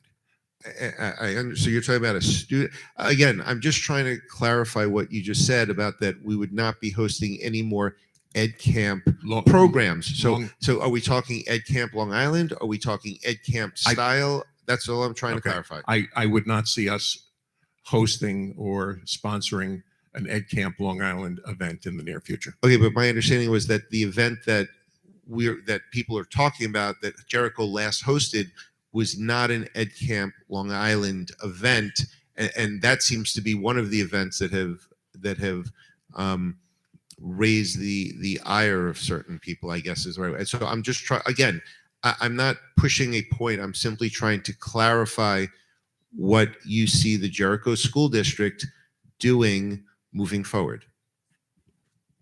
Not hosting a Ed Camp Long Island event. So the event that we hosted 2 weeks ago, that type of event, you could see other teacher events that are Ed Camp style that aren't formal Ed Camp Long Island events being hosted by Jericho. That's what I'm trying to understand. Again, I think we would review it based upon who is making the request and what is the focus of the event. Again, I think I'm being clear that the middle school faculty proposes having an Ed Camp style faculty meeting on a Wednesday afternoon. We would look upon that favorably. Would it be fair to say, given you had mentioned the volatility and the sensitivity, around the most recent event, that we would be closely vetting any request for use of district property? Absolutely, and again, I think if you look at our history of hosting events, by and large, we do vet the groups that sponsor events or speakers in our school district. We will closely monitor requests for events to be hosted in the Jericho School District. Okay, thank you. Is the board involved in that monitoring, or is it an administration role? Technically, on our, and if the board would like to change that process, technically, the requests for use of facilities, JAA use of facilities, that request comes to my office through my cons office. It's approved, and I approve it. Very often, those requests come through before our upcoming Board of Education meeting. It then does appear on a board schedule, but I would say 9 out of 10 times those events have taken place before board approval. But they require board approval, or they do not, is what I'm trying to understand. I understand that often it comes through in between meetings and it needs to be done on short notice. But technically, are they supposed to get board approval or not? That's what I'm trying to understand. Again, as long as I've been here, it has appeared on the warrant, on the board schedules. Chris, I'm not sure legally whether that is superintendent authority or Board of Education authority. Sure. It's quite common for the administration because of the timeline involved to approve it and then to thereafter go to the Board of Education. In the many board meetings I go to, there's usually a section where the facility use is then presented to the Board of Education for their approval. So the board does play an active role, Mr. Grishman, in it. Oftentimes, unfortunately, due to timing, it's after the fact. So again, we can continue with the same process, or the board could say, do not approve anything until it appears on a board agenda.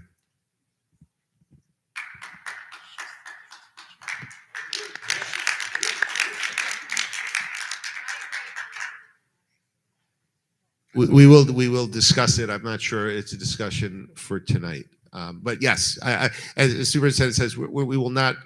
And again, my understanding just from other board meetings that the event we hosted was not an Ed Camp Long Island event. So penalizing Ed Camp Long Island, no issue. I'm not arguing it. I don't know anything about them, but it seems like our not doing them has to be broader than just Ed Camp Long Island at this point. And then we can look at the policy going forward. And as Dr. Foresto pointed out, I think he made a very good point. Yeah, again, more than happy to have the conversation if the board would like to take over that responsibility as well as the responsibility of declaring snow days. I would be more than happy to turn that over to the board. And as Chris said, Chris said, at this point with the volatility, I think it's obvious that if there's something that is controversial or could raise an issue, you won't just sign it without thinking about it, or if it's an issue, you'll bring it to us. So, I think we all have the same marching orders. I think we're all on the same page. Welcome back, Ira. Just one quick item.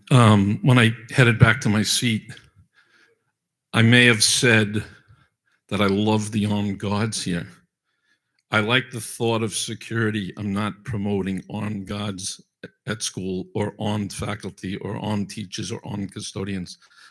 I was supporting security and safety in the school district. With respect to hosting meetings, I believe we have a policy. I think it's in the 3200 section on uses of school buildings. I just try to look it up quickly, but I do think it's in the 3200s. Thanks, Ira, and thank you for that clarification. Anyone else? Jill, there was a question that got emailed in, so. Actually about to ask if there were any email questions. One question is specific to the investigation, and again, the board will not be addressing this matter this evening. The investigation is ongoing, and the board will make the decisions once the investigation is concluded. But the other question, what additional security measures and precautions are being taken in our district to protect our kids with regards to school shootings? And this question is from Hamaida Tobak.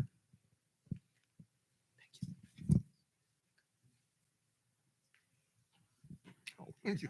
Thank you. Again, I think we covered that answer in the superintendent's report. Again, the safety measures that this board has supported over the last 5 years, we have continued on an annual basis to increase the safety measures within our school district, and we are currently under 2 major reviews where we expect that we will have recommendations to further enhance the security of our students and our staff. We want our kids to feel safe, we want our staff to feel safe, and we want our parents to feel that they're sending their kids into a safe environment. And just on top of that, we will not be able to disclose all details about our safety and security measures for safety and security reasons. Again, there is many of you have participated in the development of our safety plans. There are significant parts of our safety plan, our building plans, and our K-12 safety plans. There are many parts of that that talk about training, etc. That is by and large a public document. There is another document that again, for the safety and security of our school district and on advice of Nassau County Police Department, there are parts of our safety plan that we keep internally so that, again, procedures and activities that we don't want to advertise outside of our school district in another measure to keep our kids and staff safe. But many of the things we're currently, some of the things we're currently thinking about are items that would be completely visible to the public and hopefully will provide more comfort to all of us parents who send kids to school every day. I think that's what I had said during the earlier report. We are looking at upgrading. We're always looking at upgrading and fine tuning the policies and procedures. And I fully expect that when we have public discussions for the parts of that we can have public discussions at our April and May meeting, there will be upgrades that will further make our district safer for all.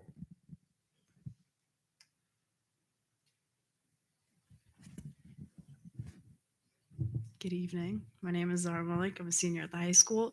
Just to pivot from the whole safety conversation, over the past few weeks, another incident that has occurred is basically a massive cheating scandal that has unveiled in front of, especially towards the senior class, that occurred during an e-contest.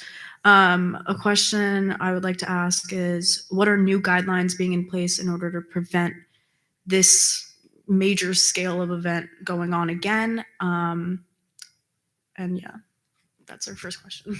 Obviously, integrity is a high priority within all of our buildings, especially within the high school. And we take the issue of academic integrity very seriously. We are reviewing, and high school administration and high school faculty are reviewing procedures, policies, to see where they can be strengthened. Obviously, there is the reality, there is no 100% foolproof system, but we can always look at what we are doing, how we are doing, and can we do a better job. I will share with you that, again, we take academic integrity very seriously, and we will deal with it in the most serious fashion.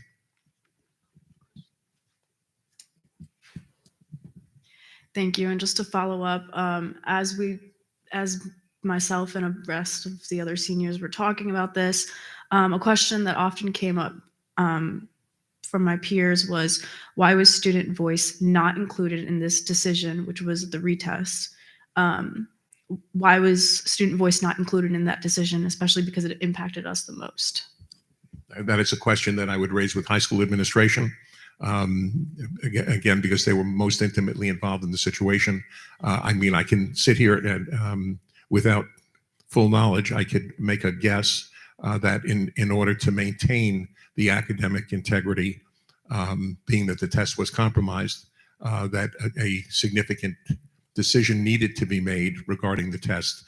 Some of you know, some of you won't remember, but going back, there were years, Ben and I probably were around during the chemistry regents.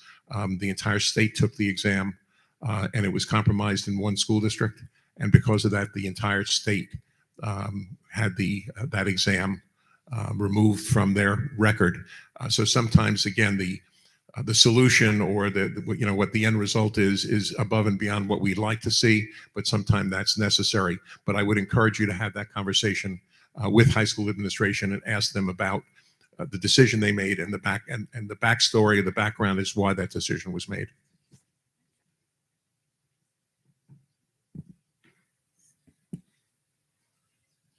Someone sent me a question because I guess they couldn't email it. You have one?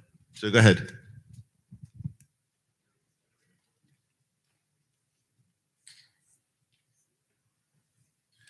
This just came in.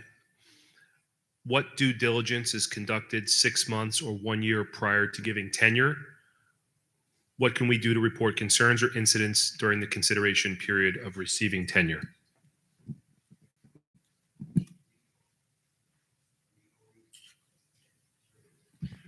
We always seek feedback from parents, teachers seek feedback, and that line of communication is open, as well as the line of communication with administration. We say often, we say frequently, if you have a concern, please talk to the teacher, please talk to the building administrator. All comments are taken seriously by administration. The processes I outlined a little earlier, the process to earn tenure in the Jericho School District is a very challenging process and a complex process that involves a great deal of supervision, professional development activities, and overall supervision above and beyond just the classroom. And again, I think I can sit here with my administrative colleagues and say that the earning of tenure in Jericho is probably the most rigorous, or at least as rigorous as any other school district in the state. But to the person who wrote that question, is we appreciate everyone who comes to our meetings. We appreciate everyone who comes and speaks at our meetings, and we would certainly appreciate anyone who sends us, or the administration, information that is relevant to the decisions that get made in the school district, and that specifically and definitely includes any type of faculty questions. So please stay involved, get involved, and send your concerns, make them known, or positives or negatives, just not publicly here, because Mr. Powers doesn't want positives or negatives, which is great.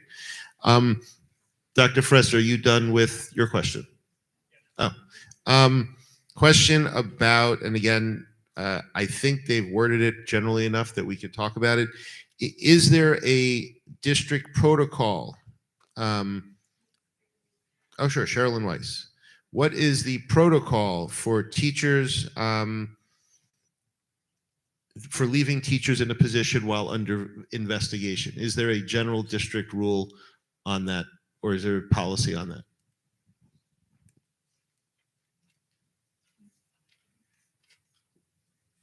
There is no specific rule addressing teacher status or staff member status during investigation.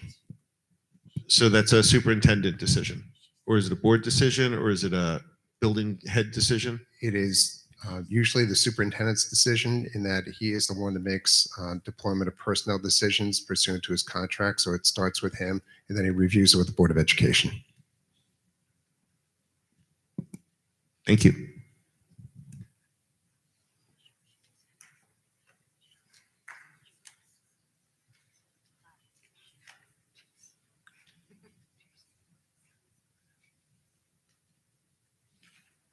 Okay, thank you for everyone who spoke. We always appreciate hearing from the public. Wait, hold on one sec. I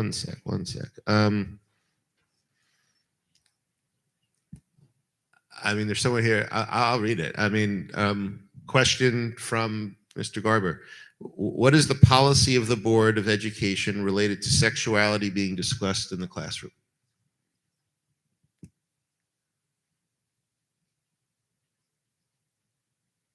I assume that means the approach. What's the district's policy on sexuality being taught in the classroom?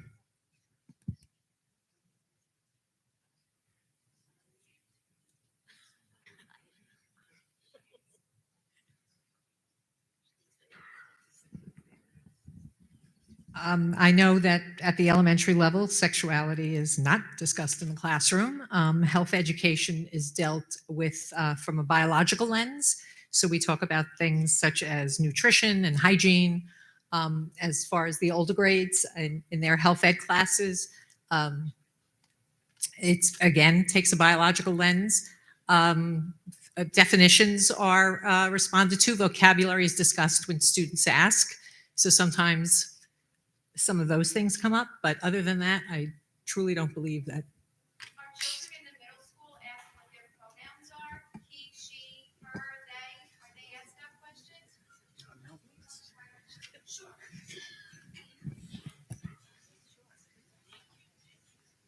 Are children in the middle school and high school asked what their pronouns are? He, she, they, it, unicorn? Are they asked?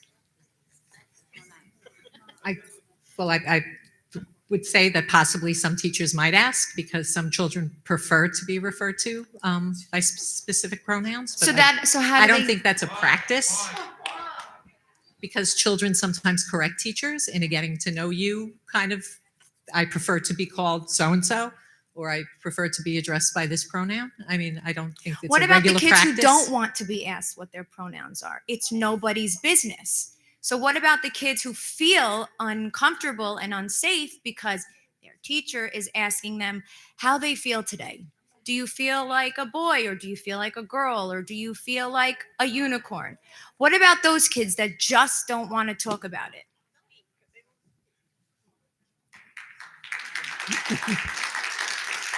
Right. So you protect one and not the other. There is a greater problem here. There is. You are helping someone that might be vulnerable, but not realizing that everyone is in a vulnerable state right now, right? Especially children. Thank you. I don't think it's a common practice.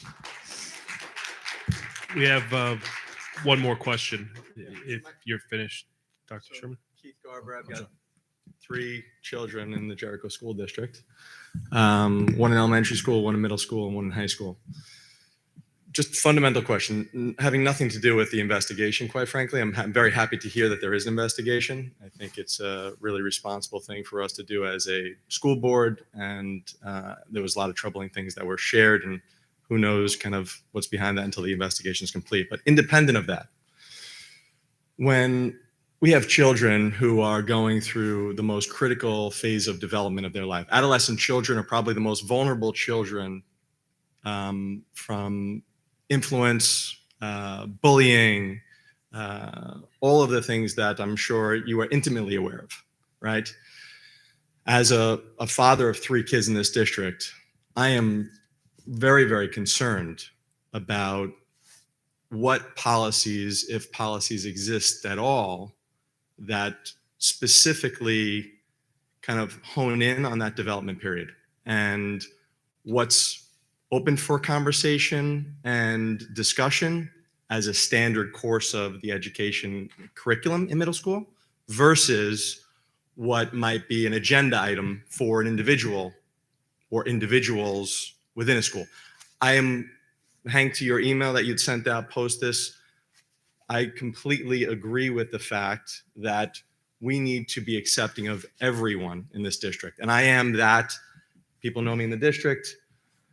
I coach kids. My children are, super involved with many, types of children, race, ethnicity, beliefs, sexuality. It doesn't matter. None of that matters to me. What matters to me as a parent in this community is how is that governed by the Board of Education, and how do you kind of think about that key development phase from a policy perspective? I think not only policy, but operational perspective. Sure. Again, you talk about being sensitive, race, creed, color, religion, sexual preference. 100%. The highest rate of teen suicide occurs during the adolescent years, and the primary cause is kids who are having gender identity issues. So again, on our minds, and I do believe in the last many years, the pressures on our adolescent kids have grown. Social media, peer pressure. So a very, very high level of concern. is placed especially to our adolescent kids through the period that they're going through. Our staff receives professional development. Our staffs talk about, and I'm zeroing in middle school, but also elementary school and high school, in terms of maintaining sensitivity, ensuring a safe environment for all kids. So again, that's an underlying goal. So to your first question, that is something that is stressed to our staff. We want to ensure that all kids feel safe. We want to ensure that all kids feel protected. So in the general notion, that is something that we talk about and we guide in an age-appropriate manner, elementary school, middle school, and high school. And I believe that again, talking about the strengths of the school district, I think one of the strengths of the school district is the job that we do in supporting and protecting kids, regardless of their age. And I think based on staff size, staff training, the amount of time we spend with staff, that is a core belief that in my mind has protected your kids and my kids and will continue to do that. And again, I believe that is the primary focus. Do we, I guess to your question, do we support, an offshoot to that?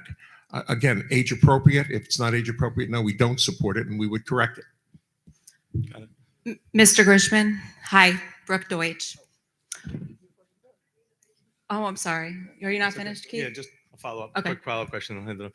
So and thank you, Hank, for that. I think, the vulnerability of adolescent children, sexuality, for sure, high in the ranks, bullying, high in the ranks, getting to know who they are, getting to know about this process of puberty and what does that mean for those changes that they're going through. Potentially being classified. At one time, a girl, my generation growing up who played a lot of sports was known as a tomboy. That same girl I was at a party with hanging out and, was not necessarily viewed as a tomboy. Making judgments or making, statements that kind of, in my mind, seem more like a recruitment process. And let me be clear in this, okay? I came to parent-teacher conferences for both middle school and high school this year.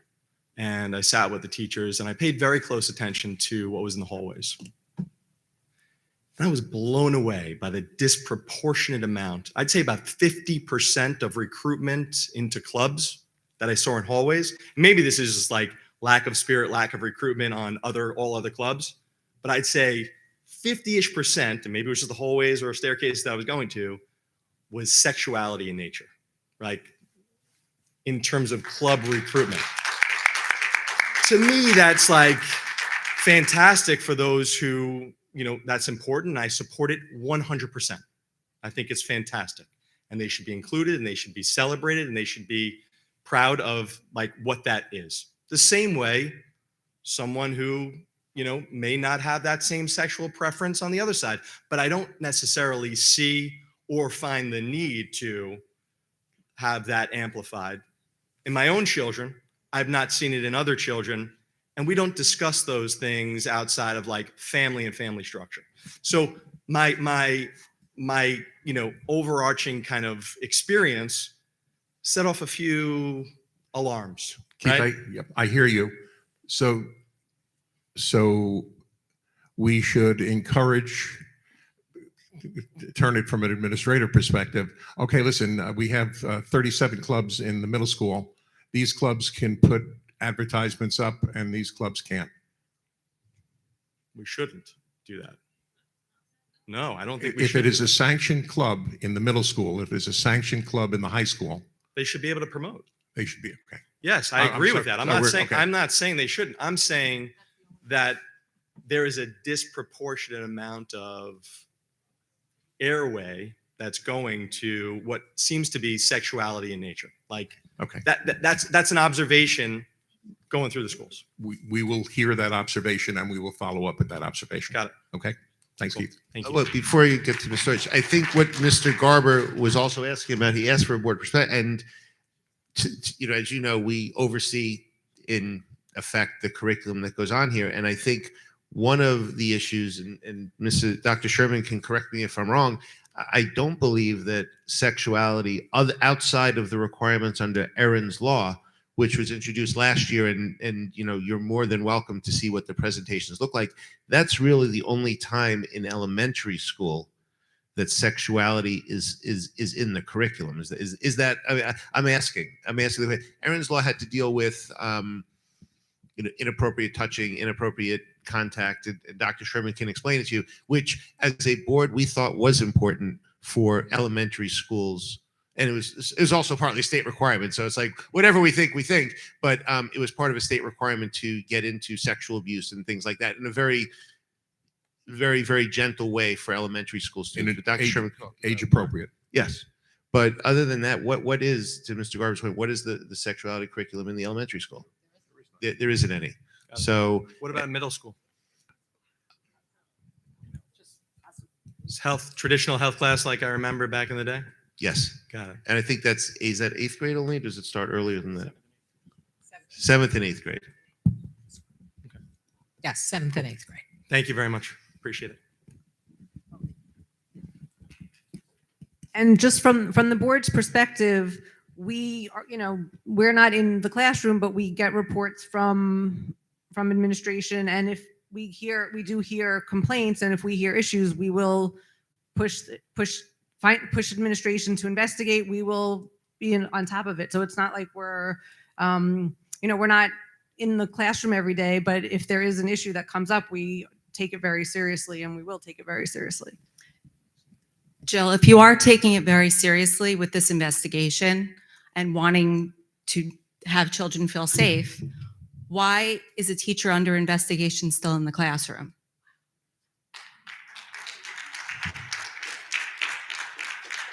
Without an aide?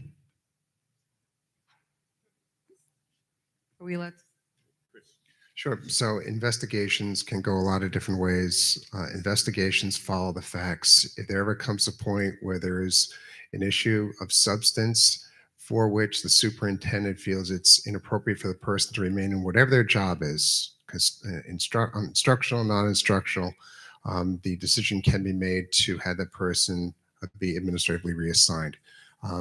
From this investigation, which is ongoing at this point, there's been nothing that's been raised to that level. The board will be receiving the information concerning the investigator's findings and making some decisions. So there's no set process as to, in a formulaic design, as to whether or not a teacher or a non-instructional needs to be pulled from a classroom or from their assignment.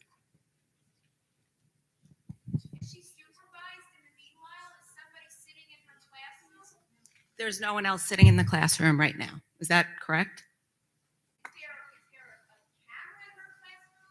If there's an That is not a investigation question I would going on, answer. Mr. Powers, if there's an investigation going on with a person not teaching children, would that person be reassigned? I'm not going to answer hypothetical questions. We're not going to drill down to the specifics of this staff member. Hello, I'm Mike Hartnett. I've been teaching in the school district for more than 30 years. And I just want to make clear that the depiction of what goes on in our schools that I've been hearing is so far away from my experience, and I'm stunned by it. We spend our life obsessed with getting curriculum out there. We push through AP courses after AP courses.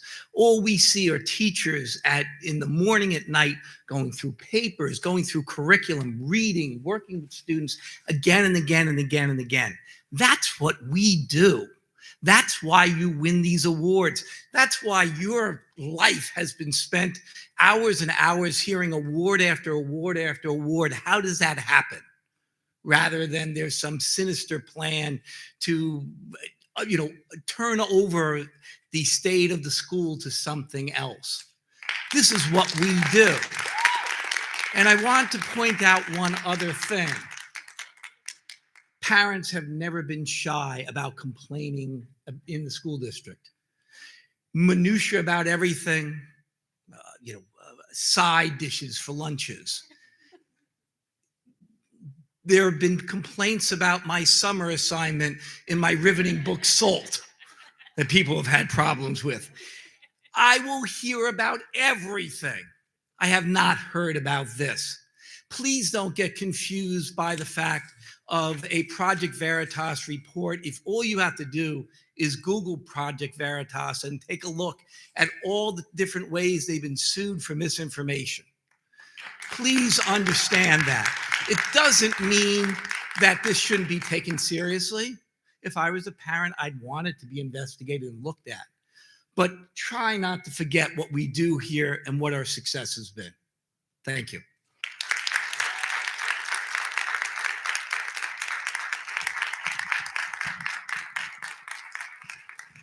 Mike, I never got through SALT. I only got about halfway through SALT.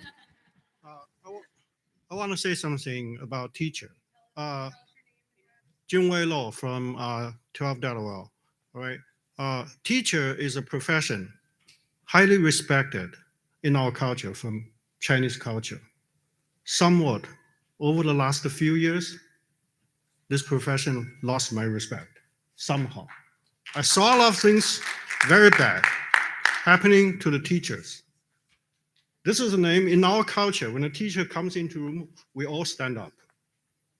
Right now, I have to think twice. What is this person?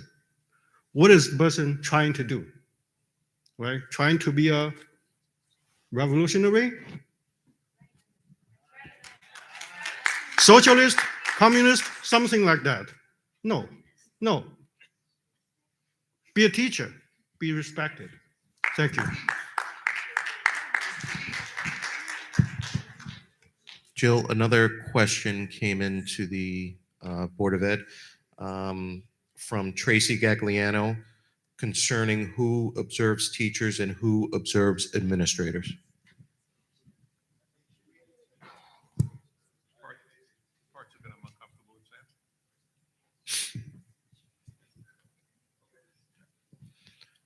So that's the question, who observes teachers and who observes administrators? Teachers are observed by curriculum associates, assistant principals, principals, and central office staff. Administrators are evaluated by their supervisors. Curriculum associates are evaluated by central office. Assistant principals are evaluated by principals. Principals are evaluated by central office. Central office is evaluated by the superintendent. And the superintendent is evaluated by the board.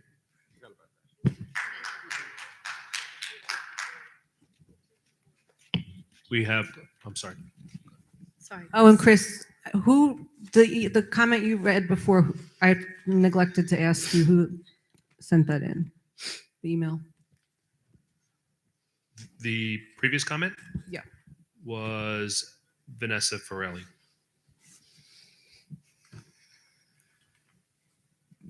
Hi, Fran O'Connor. You can't turn someone gay just by teaching them about the gay community. Teaching children about people who may look or act different than them is Can you please be quiet and let her speak?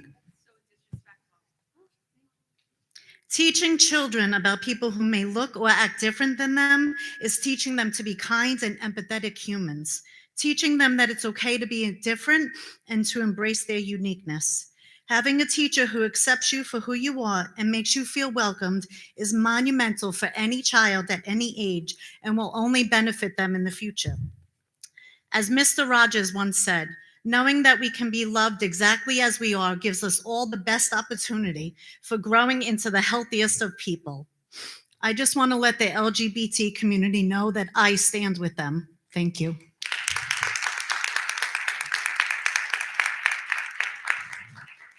I think as everyone here in this room would agree, I think as everyone who stood up to speak has said, that we are looking to build the most comfortable, safe environment for every student here.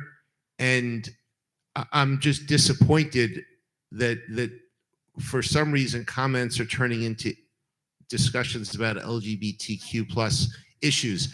I don't believe that has ever come up tonight, and I think it mischaracterizes what this discussion's about, what has gone on over the last 3 weeks across districts in Nassau County, not even referring to Jericho. And I think it completely mischaracterizes what this discussion is. I think everybody here agrees with your statement that we stand with that community, that we support everything that they want and do, and that we want every child that comes to school here to be comfortable and safe. Sam, while I agree, the conversation here this evening is not about the LGBTQ community. I will tell you that around the discussions around Project Veritas, there have been many tweets, posts, and comments that have definitely been homophobic. So again, I do think that there needs to be an awareness that there is some conversation, in my mind, some unhealthy conversation, some unhealthy homophobic comments. And I'm not talking about our discussions this evening or from emails we've received from our parents, but there have been some discussions within the county relative to the most recent Veritas posts that have been homophobic. And I think it's important that we do make the statement that this district has always been and will always be supportive of our LGBTQ community. Absolutely. And I think that has been said several times tonight. And as we've said, and whether it was Mr. Hartnett, whether it was you, Mrs. Citron, we are a special place, and we're a special place because of that inclusiveness and because of that welcomeness that we offer to everybody. And again, I was just disappointed that for reasons that I don't understand why it was even brought up, given that we are limiting this conversation to the Jericho community and to Jericho residents. And that is not something that I've seen from any Jericho resident during this process.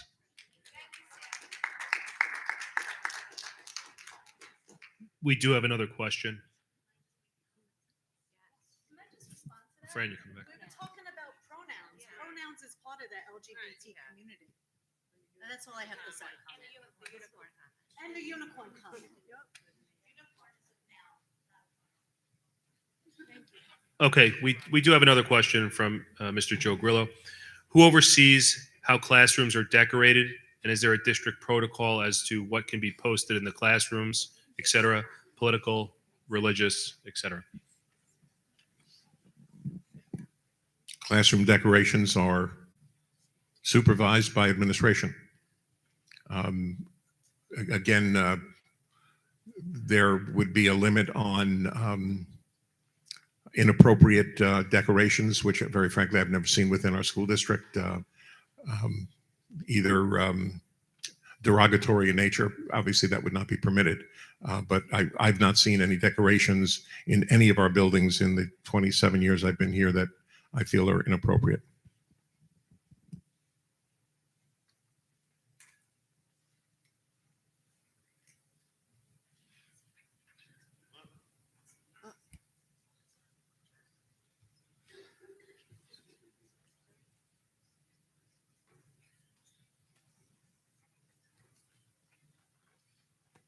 Good evening, everyone. Alex Nocerino of 16 Old Wheatley Road, Brookville, New York. I have 3 kids in the school district, 2 in the elementary school, 1 in the middle school. My question is, has the school district or the school received any threats concerning what's going on? Are they aware of any threats? Because I heard that they were on notice of specific threats regarding this. So have they been notified? Has anybody been notified of any threats? There are threats to the school district. There has been a huge wave today and over the last several days, which we've been informed by the Nassau County Police Department in the Northeast, of threats to many school districts, 20 or 25 school districts in the Northeast. Threats have been made to several school districts. We have not received any threats in the last month. We've not been notified by the Nassau County Police of any heightened need for heightened awareness within our school district. Okay. There was a question about having somebody supervise a teacher that's under investigation and whether or not anybody's supervising them. Is there any reason that they wouldn't have somebody supervise somebody that's under investigation? I mean, would it be detrimental to the All kids? all teachers are supervised. But I meant under, not just randomly supervised. I meant during the process of the investigation. I think Mr. Powers answered that question earlier.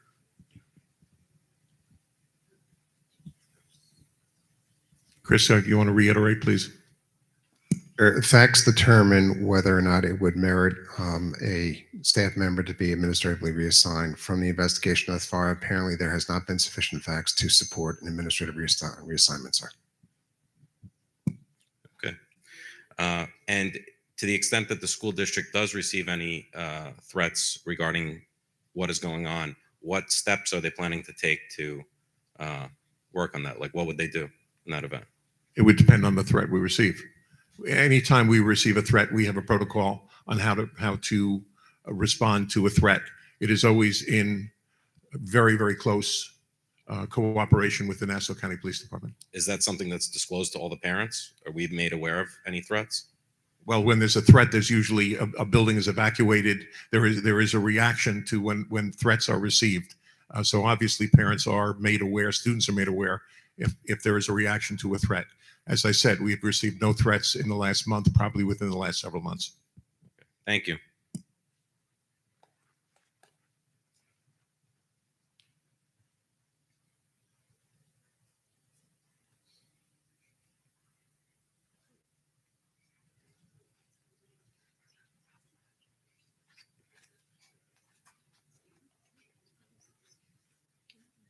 Okay, we're just going to finish up the business part of the meeting. I know, I'm about to do the minutes, thanks. Be it resolved that the Board of Education make any necessary corrections and move the approval of the minutes of the regular meeting dated February 9th, 2023, budget workshop dated March 2nd, 2023, budget review meeting dated March 16th, 2023. Do I have a motion? The minutes. Do I have a motion? Chris, second. Jen, any discussion? All in favor? Thank you. Okay, now, new business, first reading of the policy duties of school physician, nurse, practitioner. Be it resolved that the board accept the first reading of policy 1338. Do I have a motion? Sam, second. Chris, any discussion? Yeah, couple things. I'll go first. We currently have a policy 1337 that addresses this point, and I'm trying to, but the current policy is 1337. Why are we adopting this new policy? Like, what was the genesis for changing this policy? Was this to go along with some recommendation, and why wasn't it marked against our existing policy? I think it's marked against whatever the standard policy is. These are policy recommendations from BOCES, which is a resource that you use, Mr. Perlman. Why they did not cross-reference it, I do not know. What I do see with policy 1338 is that there are 10 different responsibilities, duties for your school physician and nurse practitioner. And this is basically eliminating 2 of them, which is for bus drivers and also physical exam for new employees. Apparently you don't do that, so they eliminated it. Oh, that was my question. And then they changed the last of the 10, conducting medical, it was evaluation, consultation with an employee. So these are minor changes. What we could do is take a look at if there is another policy 1337, cross-reference them so there's no difference between the 2 of them. So we have to have them aligned. Got it. And the part J about the consultation, what would that be for? Medical issues. If someone's fit to continue to, like if someone's been out for a while and you need to have your school physician or the nurse practitioner speak to the person about their fitness to return to work. That's oftentimes what it is, sir. Got it. Thank you. Sure. I am looking at 1337 and it looks like it's similar, but the changes that were made to this were not made to that. Like it says conducts physical exams for all bus drivers, conducts a medical evaluation on any. So it seems like the 1338 should supersede 1337. So what I can do, Madam President, is I can merge the 2 so it's consistent. That would be great. Sure. And I also had a question regarding G, which states developing the program of health service in accordance with policies approved by the board and as directed by the superintendent. Question is, when was the last time the program for health services was updated? Is this something that happens frequently? Does this come to the board? Does this come to the superintendent? Because I've never seen anything like that. And is there any way we could see those updates, or when do we expect the next program update? We could certainly talk to you about what the health dates are. For as an example, we offer flu shots for employees. That's part of the plan that we do. We offer testing for employees for certain conditions as both as a requirement of law, and in some cases they're voluntary testing that we offer to employees. During COVID, we offered COVID testing for employees, with vans outside. So those are the kinds of issues that come under health service, but we can be more specific for you, Jen. Okay. We should probably move to table that one since there are so many changes associated with it. Okay, all in favor of tabling? Thank you.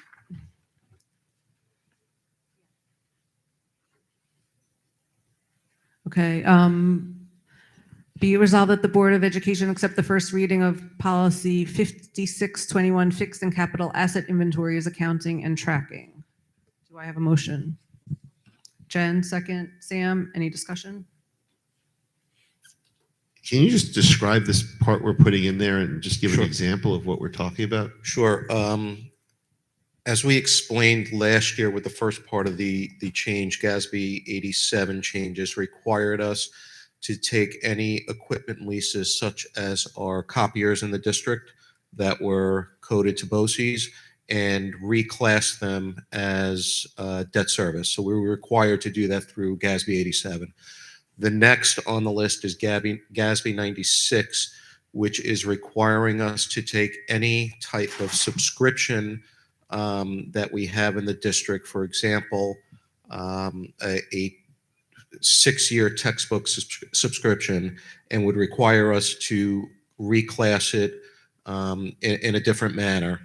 And we're putting this in to put a dollar limit on it.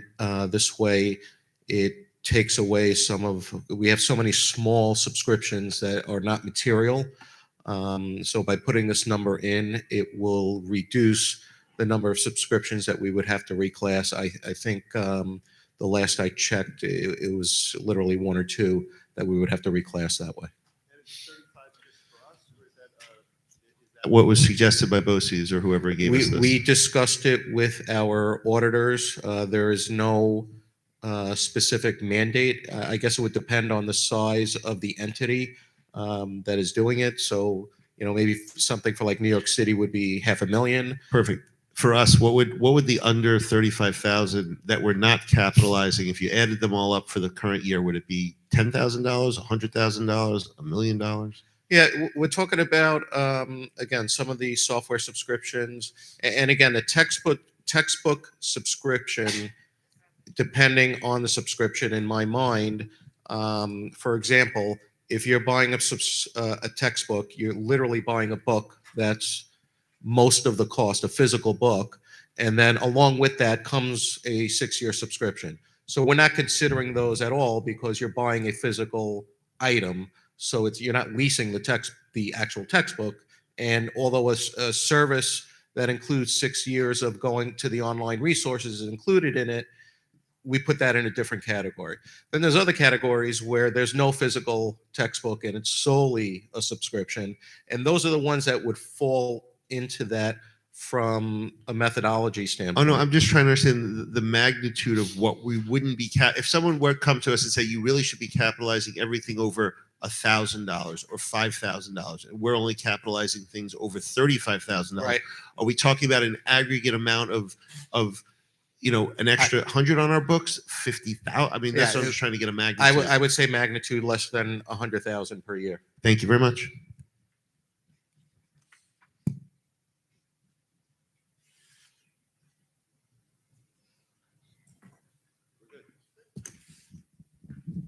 Okay, all in favor? All right, the first reading of that policy is accepted. Acceptance of first reading of policy 7610, special education district plan. Be it resolved that the Board of Education accepts the first reading of policy 7610. Motion? Sam, second. Jen, discussion? Yeah, again, this policy exists, and what we had here was not marked against the existing 7610 that was adopted in 2008. Is there a reason why we're doing this? I have no problem with the policy. I'm just curious as to what we're doing. Yeah, this is the form that BOCES gave it to us in. So what we need to do is similar to the first policy that was before the board tonight, 1338, we'll have to cross-reference it. I would recommend that you table this one as well so we can merge them so there's no inconsistencies there. I'd almost say, I think it's word for word. I think a quick scan is I understand what you're saying, but as an effort to always move stuff along, I think 30 seconds of reading it, I couldn't, I mean, you know what? I take your advice. I always take your advice. So yeah, let's just table it. But Well, we also could accept the first reading, and if there's a major difference or a significant difference, we could not accept it the next time. I'm eager to do anything that moves this So policy so along. let's So let's accept do it. I suggest we accept the first reading so we can move it along. And Chris, if you could just I will. do that in between. Thank you. Thank you. All in favor? Thank you. Acceptance of first reading of policy 7680, independent educational evaluations. Be it resolved that the Board of Education accept the first reading of policy 7680. Do I have a motion? Sam, second. Jen, discussion? Anyone want to guess? Do we Same. already have 7680 that we're not marked against, and trying to understand what the change is? Really, again, there's some things, but I couldn't really get to the gist of it without it being marked, even though it's a short one. So let's accept it, and Chris, you'll put that on the list to do as well. This one's actually very different. The one we just did is very, very similar. I think there's a couple of word changes. This one does seem very different. The old policy references a lot of regulations and Commissioner of Education, Part 2200.5. Granted, it was adopted 25 years ago, so I'm sure it's been out of date for a long time. But again, Mr. Powers, is this what BOCES is recommending to us? It is, but I think, sir, what we should do is there are apparently substantial differences. I would not accept this as a first reading. This one needs to be reviewed, merged, and we will then provide to you what is appropriate as opposed to just accepting this for first reading. So I would just table this one as well, please. Okay, all in favor of Thank you. table?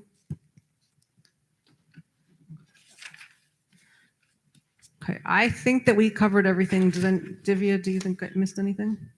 Got everything? Anyone notice anything I missed? Okay, because we went got out of order. Okay, do I have a motion to adjourn the meeting?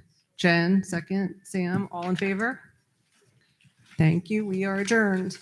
Everyone have a good holiday, nice vacation, and we'll see you back here in April. Remember, the meeting was changed